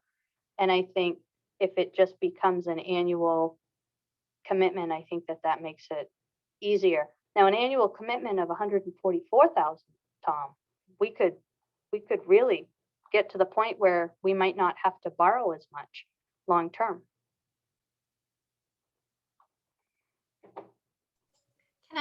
Can I ask, and this might be for Rob, what kind of like a warranty, like when we buy a fire engine like this, do they pay for repairs if something happens? Is that like a regular car, truck kind of thing? So we don't have to worry about a truck breaking down and having to pay for repairs. Yes? No, there's a warranty on most of the equipment. And I can get that information for you. I don't know what it is right off the top of my head, but it's I almost think it's like a 5-year warranty on most of the equipment on the truck. Okay, thanks. So it sounds like we're clear we're getting a new truck.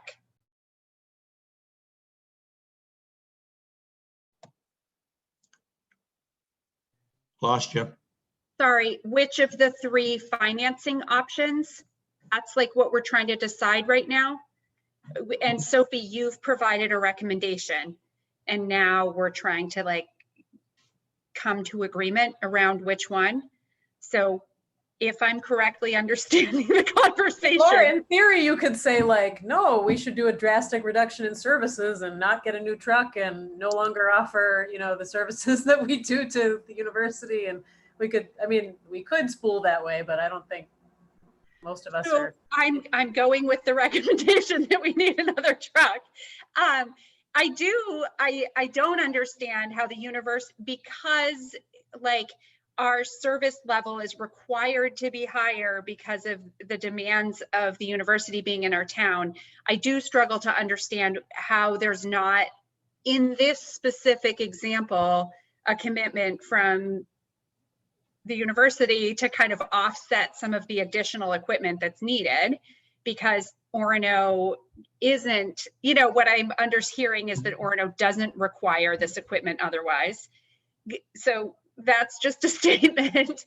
But I also feel like, and it seems like based upon our budget and situation this year, that actually the 5-year term makes sense to me, and save the $65,000 and decide whether you sustain that annually, at year 4 and see where we're at. But that seems like a big enough savings to. Well, it technically only saves $1,000. Why? It's 5. Yeah, so that, because over time, because when you balance, oh gosh, I have all these math. It looks like this doesn't make any sense to me anymore, but when you balance out, how much you're saving versus what you're paying over time, it's not a huge. Oh wait, no, I'm wrong. I'll be quiet now. Numbers confuse me. Yeah, Sophie is gone. Let's party. She's not gone far, I'm sure of that. She just texted me, her system just went down and she got kicked off. She's going to try to get back online. And Laura, I can just briefly mention what I think Sophie was about to say, which was that because we have a higher level of service, particularly for our fire department with the university, that my understanding is that's the justification for the $700,000 payment in some ways. I mean, they contribute to the town with a pilot, but whether or not it's enough is a question of hot debate in town. And we, of course, are the only community in the university system that receives that kind of a payment. And other communities do provide, obviously, a different size institution, but other communities do provide services to those campuses. So was I correct that there's a $65,000 savings by going with the 5-year term? Tom, you're on mute. Did you just multiply the payment by the number of years? Yeah. And you come up with $65,000 savings between 5 years and 10 years? Yeah, it's like 780,000. Well, I mean, it's $780,910 versus like 716,000. So there's a $64,230 difference. So Mitch, you're trying to speak? Sophie is on her way down here. Apparently I'm still on, so she's gonna come down and sit in the office here and maybe she can bring some clarity to this conversation.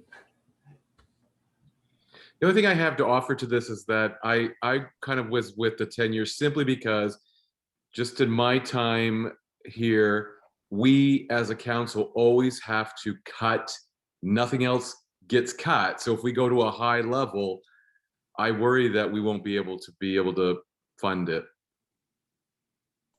I reiterate that trying to, if we have to come up with another $145,000 every year, dedicated, that might be a challenge. You back with us? I am. I'm a little bit nervous because Zoom is just doing this on its own now. There is no host, so let's do the best we can, I suppose. But yes, I am back. So one thing that you missed is Laura had done the math, and the difference between the 5-year and the 10-year is a savings of $64,230. And Sophie, you need to confirm whether that's correct or not. So I'm going to guess you can do the math in terms of multiplying the annual payment times the number of years, and you would save significant money going with 5 years. The reason for my recommendation is not about the best financial decision. It's about the political reality that I have seen with council. And what I don't want to do is put you guys in a position where we're adding what used to be a quarter, 25 cents to the mill rate for a truck that you're then going to be trying to cut out. 80,000 is a lot easier for me to try to help cover some of that additional expense with creativity in the budget. That was 100%. It's the difference between total out of pocket and cash flow. But the best financial decision would be to go with 5 years and save $60,000. I just don't think you want to add that burden on your annual budget.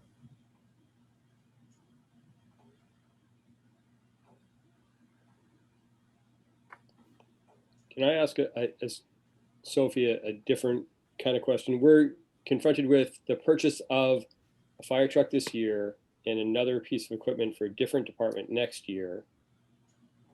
There is, and I understand that fire trucks are purpose-built vehicles. Like you can't just buy them off the shelf. But there is no company, organization, or vendor that is a commercial fleet vendor that we can enter into a multi-year agreement to bundle some of these big purchases together rather than buying each vehicle individually? So we have, we've seen some of those operate, not for large If we were doing multiple fire trucks or multiple kind of type, I think we would be able to do that. For like police fleets, one of the things that Josh is looking at is whether or not we want to enter into some lease agreements where it kind of does that for you. It reduces cost over time, but you're not building equity. You're leasing the vehicle. So, I mean, I think we're looking at things like that, Jeff. It's really hard where we are right now. I think we've gotten the most we can by going in with these national purchase arrangements where we did it here. We went in with Bangor last time for the fire truck. You know, I think it's something to look at. You know, the other option would be if we wanted to take some of our money from fund balance, which we haven't in the past, to reduce the amount that we need to finance. You know, that might be an option. Where we would love to be is in the position I was in my previous community where we weren't borrowing money like this. We actually had money that we set aside every year. And by the time we needed that piece of equipment, we just reached into reserve and paid for it. And that you got the stability on the tax rate, but it would increase our cost, it would increase our annual budget significantly.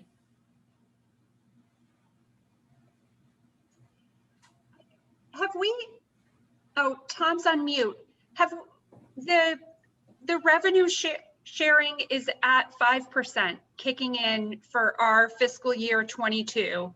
And the first payment of this would kick in 23. So I will tell you that based on what I have heard, which is exactly what you have, nothing has come through from MMA, finalizing anything. It has made it through committee. It still needs to get voted on, which my understanding is it would get voted on in by the 30th. We just got warning that we're probably going over to the following day, the 1st, but this week. And I have heard, I have not seen, that it would increase it by 5%. I saw one report that said now, I saw one report that said it would do it in effective for FY23. I've seen the governor's initial budget that was adopted that has us at 3.75%.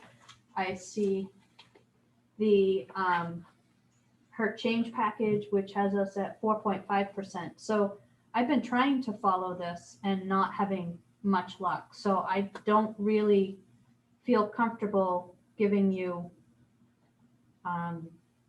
this is exactly what's going to happen, because I don't know if anybody knows exactly what's going to happen. The reason I'm asking is because in theory, over the near and theoretically potentially shorter term, we might be getting more revenue sharing from the state. And is that a good time to go into a 5-year commitment and save some money over the long term? So I trust, I guess I'm sharing some perspectives, and I trust somebody else to make this decision. So I think that right now we have 4.5% in the budget. So we hope we get to at least there. We should know later this week what the actual legislation is going to look like. I don't know, Lori, if you're aware if they're going to phase it in or how that's going to work. Well, the good news is the Appropriations and Financial Affairs Committee came up with a budget that I'm still waiting to get the link to be able to see it, but we've been getting updates as they've been negotiating, but it was unanimous. Everyone on that committee supported the budget, and the budget includes the revenue sharing to 5%, and it includes funding schools at 55%. So that's not, that's for me, as a person who's trying to represent my town, those are two big wins, even though the school budget is separate from ours. But it does end up impacting our mill rate, right? So that's very good news.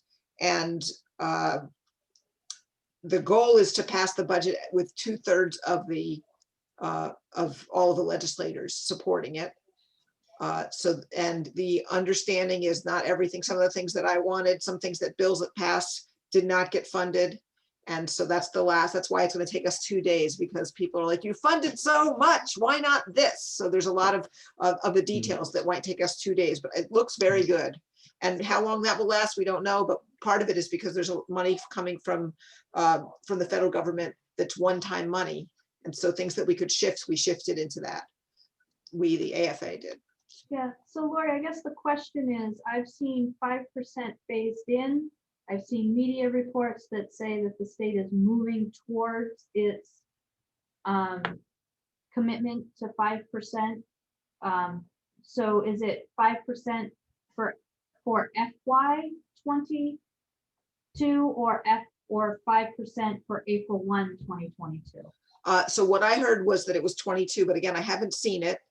And I will look back we've been getting notices, but tomorrow morning, about 25 of us are going over the budget line by line. We're getting it, I'm supposed to get it after this meeting, and we're each of those 25 taking a different section because we have until noon tomorrow to be able to say, what? You did what? Because mostly what the people who are telling us about the budget are so proud of all the great things that have been able to do. I mean, the forecasting for how much money the state would have versus how much it has was so different that there's a lot more money available. So there's more funded. People are very excited about it, but we're going to be looking at the details tonight and tomorrow morning. So I will get back to you when I find out those details. So when we think about revenue sharing coming in higher, one thing that we might consider doing is to increase, if it comes in at 5%, we'll come back and increase the projected revenue sharing revenue, correct? And at that point, if you wanted to build in $143,000 appropriation into reserves, number one, it will help us for future capital equipment reserves. It would help us pay down. And number two, it will stop that jump next year. It will kind of be built into the budget at that point, so it won't feel like as much of a jump. And we could do 5 years at that point. I get nervous because when I come up with these creative ideas, when we get to the budget, we often forget the first step, and it creates a hole down the road. Yes, Terry. I also want to, Sophie, oh God, this lighting is so horrible. Sophie, the other thing that's been in my, I get the ambition about wanting to try to get this thing done, but we have contractual obligations or negotiations coming up, which are going to increase the cost for police and such. I'm still not, I'm not feeling it. I you know, having done this three of these now, it's never so cut and dry. And I don't know in the next administration, if there is one, say it ends up being Republican, they're typically can kind of go and say, I'm going to take away from your revenue sharing. So yeah, I just want to put that out there. I'm not feeling really particularly fond about the 5-year. Sophie, can we talk just a little bit about timing? You're working with Androscoggin Savings. When will you have to sign something with them? So this quote was good until the July 12th council meeting. That doesn't mean I can't talk to John and try to get it extended, but that is what I told him was the decision point. So if I had to make a decision tonight, I'd go with the 10 years. However, I think as we get more information, we may want to think a little bit more about it. So I'd like to leave it open until our July 12th meeting, if that's something that's reasonable to do. So if people wanted to do that, I would be able to just craft an order that kind of alluded to lease purchase and then got amended on the floor. We just spend a little bit of time talking about information that I have regarding the lease.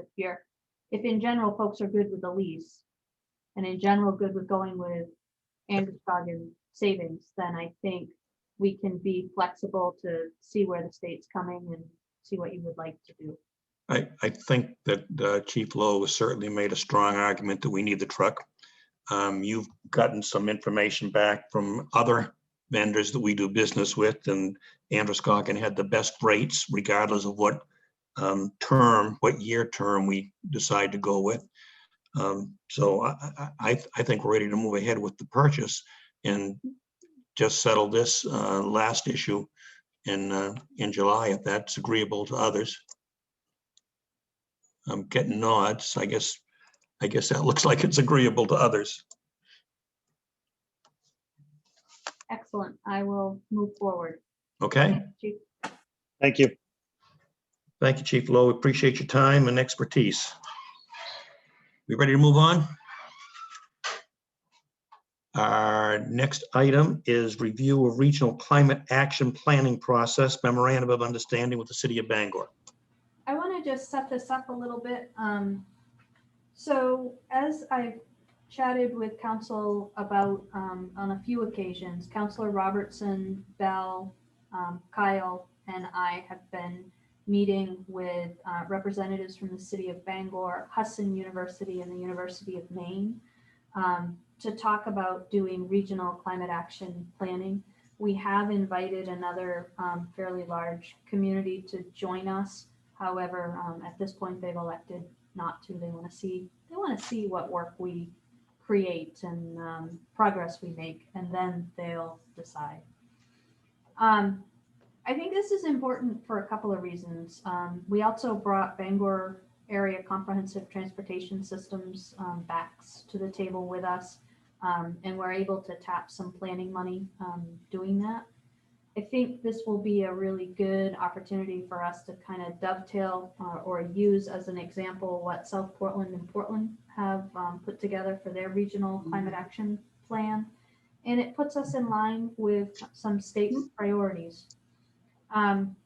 So the first step, there are multiple steps here. We tried to do the resolution supporting climate action planning at the Community Development Committee meeting, but it got bumped ahead because we ran out of time. So this would be the second step, which we're going to take as the first step, which is formalizing an arrangement with the city of Bangor. I just want to say right off the bat, this draft has, we reviewed this draft with the city of Bangor last week. City of Bangor is looking at the draft. We've made some comments to do things like add a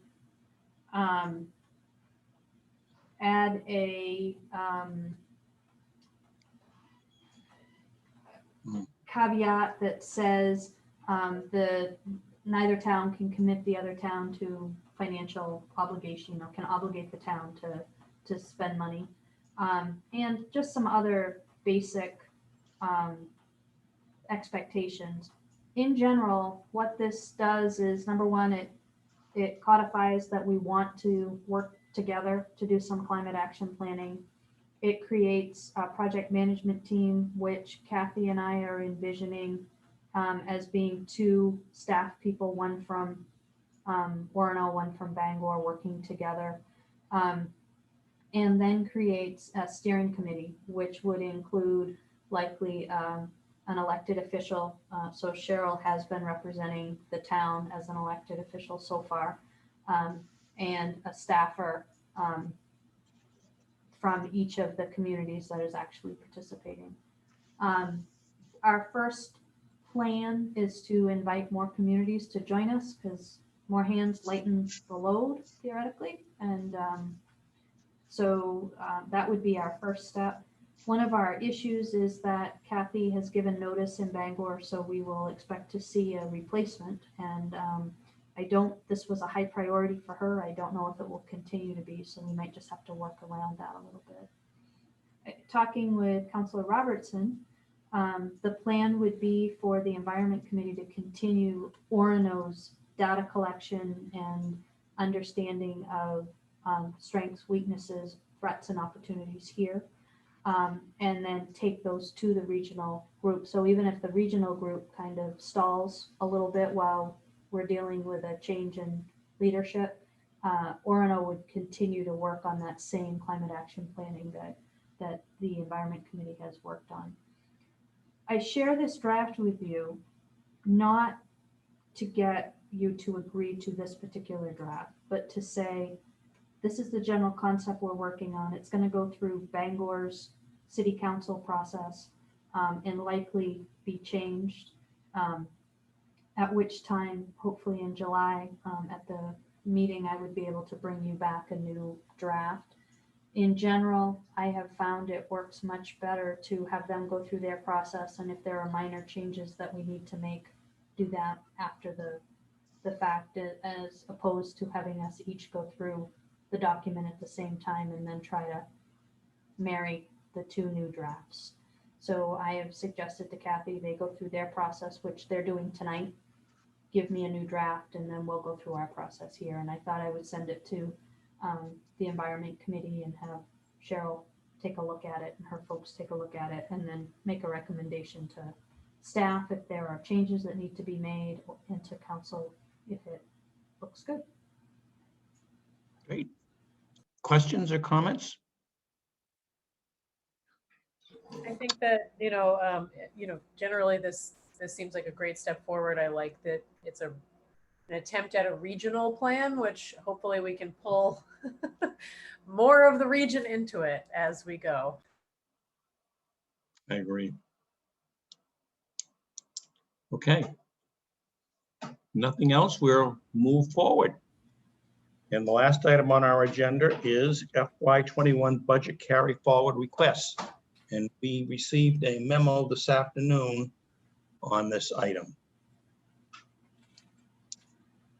So I don't know how much detail you want, but I will just put it out there for folks who are not used to working in municipal budgets. But every year in the general fund is a discrete year, meaning we open the budget, we have appropriations, we have revenue projections in the revenue budget, appropriations for expenditures in the expense budget.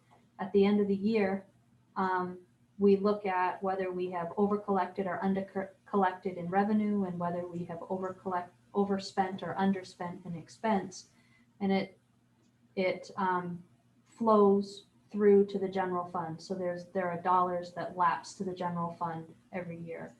Unless council by order, policy collect those funds, they automatically flow into the undesignated fund balance.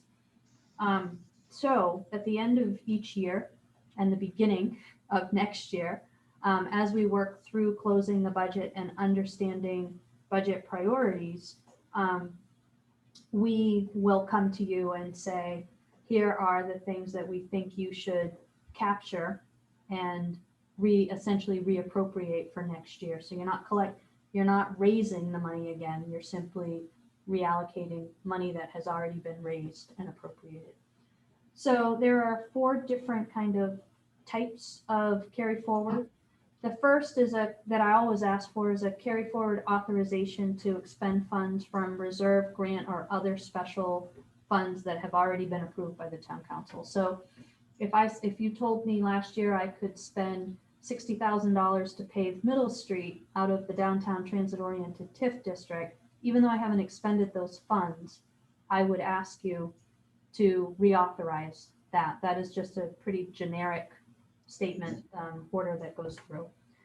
The other is we made a commitment to kind of look at the way we were appropriating infrastructure funds. So in the past, we would carry forward all of the unused infrastructure funds, which looked like a huge carry forward balance, but it really was the fact that the construction season does not line up with the budget year. And we had a resident who would come and take issue with the fact that we were over assessing people when we really we weren't. So we created an infrastructure reserve a year ago, and the goal is to lapse all of those expenses, all of the infrastructure dollars that we have appropriated into the infrastructure reserve. At that very same meeting, you will reappropriate the FY21 projects that are not complete into the FY22 budget. So it's just a different way to get there without it looking like we have underspent the budget so significantly.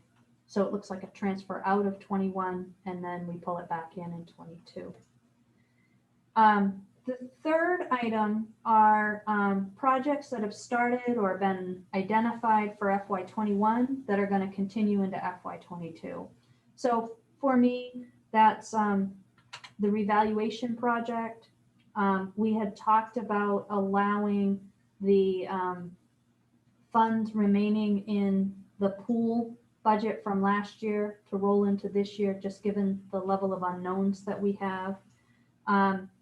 I have identified an opportunity for us to apply for grant for an electric car charging station for our code vehicle that we're gonna lease. But there's a match associated with that. We're still working with folks to understand what that match is. That I would suggest that we carry forward. And the police department was not ready to suggest that Gould's Landing patrols should be part of our ongoing operating budget, but they do think that it makes sense to try it this year in non-pandemic circumstances and see how that works. Josh is suggesting if we carried forward $10,000 out of what he has left in this year's budget, which he does have those funds left in this year's budget because of staffing vacancies, it would be a good opportunity for us to see whether what we get out there in non-pandemic circumstances, if we need to continue and think about adding that to the operating budget long term. So that was the third type. The fourth is every once in a while I'll come to you with a request for funding something that really wasn't contemplated in the budget but was a good idea. And since we have some extra money flowing into fund balance, seemed like something worthy of chatting with you about. And so my suggestion or my request is that we consider carrying forward funds out of the general fund this year that would allow us to keep an intern. So we have an intern that started in May working for Rob. That intern understands that it is a job that we originally had thought would go through August, and because she was supposed to go to grad school in August. Rob has the money, so to cover that through August, we would need a little over $6,000 carried forward. What we're suggesting her starting grad school has been delayed until next May, and given her skill set, what we have identified is an opportunity to perhaps get us back on course with some pretty major projects that just have a big kind of a hump that we can't seem to get over, and then make part of our regular operations. So things like we have some major problems with the way our sewer accounts were converted, and so I would look, and it could be Councilor Grenier, it could be Terry Grenier, it could be Grenier Terry, it could be a mixture of his spouse's name. I mean, there is a problem with the way things got converted. So it would be great if we could spend some time and actually have somebody who had time just go through and edit. our sewer accounts. I've been working for months on an HR toolkit for my managers to help offset some of the operational challenges and the need to have my input. And I could really use some help just to be able to move that forward. Shelley has 2 projects that are really driven by the state. One is around cleaning up election, voter registration election issues. And the other is they're changing the way vital records come to us, and we're supposed to scan them all and get them into a certain, a new setup. They're coming to us differently. And because we haven't had staff time, that has just piled up. And it would be really nice if we could get that initial database created, that information in there, and then just have to maintain it as part of operations. Our intern is currently working to create the consolidated and updated townwide asset inventory, which we're using as the base for our asset management program that council is going to be implementing. We want to do a similar thing with our documents. So the town is required to retain and dispose of public records on a state schedule. Unfortunately, we've never had a real system to do that, which causes us to keep everything, which creates an absolute nightmare when it comes time to respond to Freedom of Access Act requests. So we want to follow suit with some other towns and create an archival system for records retention and disposal. That is going to take time to be able to identify and consolidate records for us. Doing some simplification and digitizing of municipal forms for public access.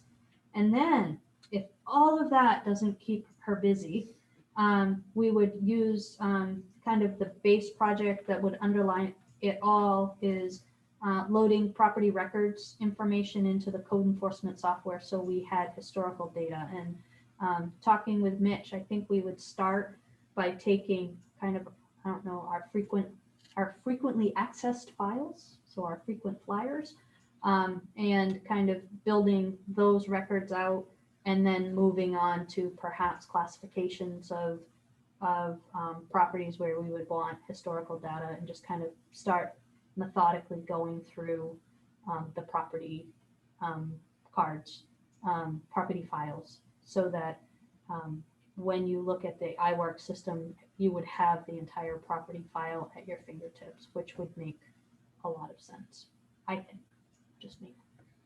So in order to maintain the intern, because that was not part of the budget, that would require us to pull $35,000 out of that lapsing money, which I estimate will be close to $1 million this year, because we over collected significantly in revenue sharing and have not over expended significantly in the budget other than the fire department.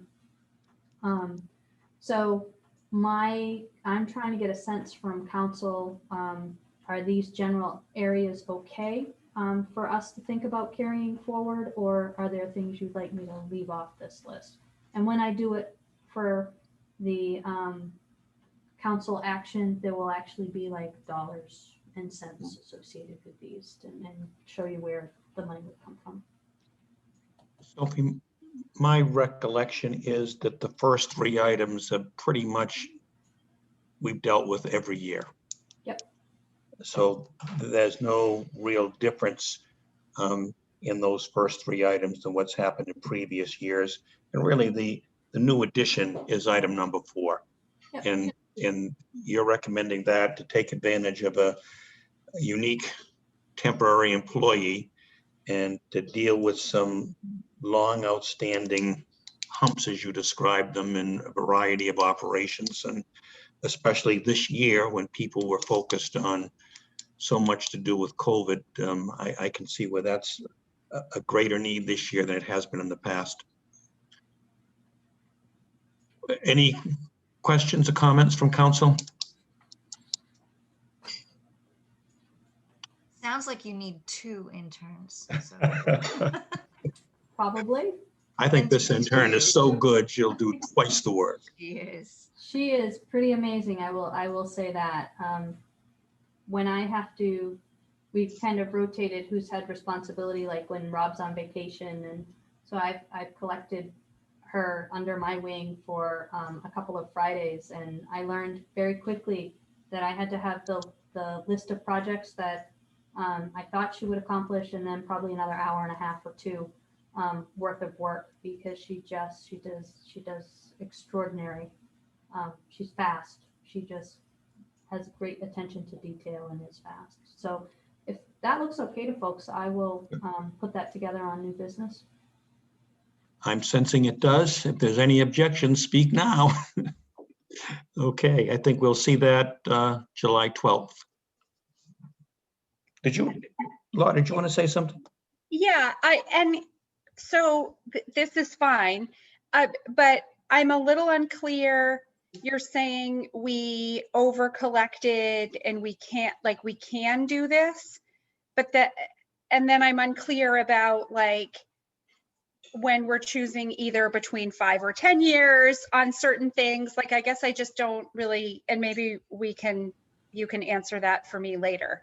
So, but are there carryover funds that we should be setting aside for big purchases, or? So if it's not identified now, your carry forward funds are going to just lapse into your undesignated fund. And you guys at any time can evaluate your undesignated fund and decide if you want to assign things. That is another process that we will go through before I close out the books, is the assignment of the fund balance. We have to do that before the auditor arrives. This year is, most years there is a very small amount of money that kind of flows back into fund balance. We try really hard not to work in the red where we're taking money out of fund balance to close out the year. This year was unique in that when we put the FY21 budget together, we purposefully budgeted those revenues incredibly conservatively, because we were very concerned that the economy was not going to perform the way the forecasting committee was suggesting. So we budgeted almost $500,000 less than what was predicted, and we collected about $912,000 more than we budgeted. So about another $400,000 over what the state was projecting. So the economy performed much better than what anybody thought for FY21. So we brought in a lot more in revenue sharing, which will flow to fund balance at the end of the year. Okay. I don't know if I answered Laura's question or not, but. Yeah. Okay, Laura. Well, so we have an upcoming discussion about what we're going to do with that $400,000. Correct. Okay. Well, whatever the ending balance is, whether it's 400 or more, it looks like it's going to be more than that. Ish. Okay. Okie doke. It feels weird to like not consider that when we're having conversations about like borrowing money for a fire truck, I guess is just an observation. So I'm done for the night. Sophie, do you have any brief town manager's report for us? I have a few. First is just a reminder, if you have not taken the MS4 quiz, watched Bell's video and taken the quiz, if you could please do that. Councillor Greenyer has discovered that perhaps the answer to question 1 was inappropriately coded. So if you get it wrong, but you're right, don't worry about it. I will have Bell fix that when she gets back to town. So that's really important. The second one is we've had that Freedom of Access Act request for information around the RSU decision and correspondence back and forth. still a couple counselors that I have not heard from. If you could just confirm that you don't have anything, any records under that may have come in without the word RSU or candidate in them, or perhaps into a personal account, that would be really helpful. I wanted to let you know that starting starting Tuesday, so Monday's a holiday, so Tuesday, we are going to align all of Town Hall with summer hours. That will be 4 10-hour days, so people will work Monday through Thursday from 7 to 5:30, which will allow us to be open and accessible earlier. We're going to try this just for the summer and then reevaluate in August. So if you get feedback, I'd really be interested in whether people value the ability to come in later or earlier or Friday more. That I think will be kind of interesting to find out.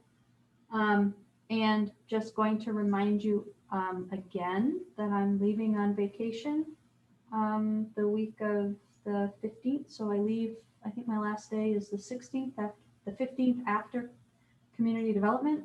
And I will be back, I think it's the 28th is when I'm back to work. I know I have a couple commitments, finance committee and DEI committee. No finance committee. No finance committee. So if you need me, I'm always available, whether I'm in Florida or not.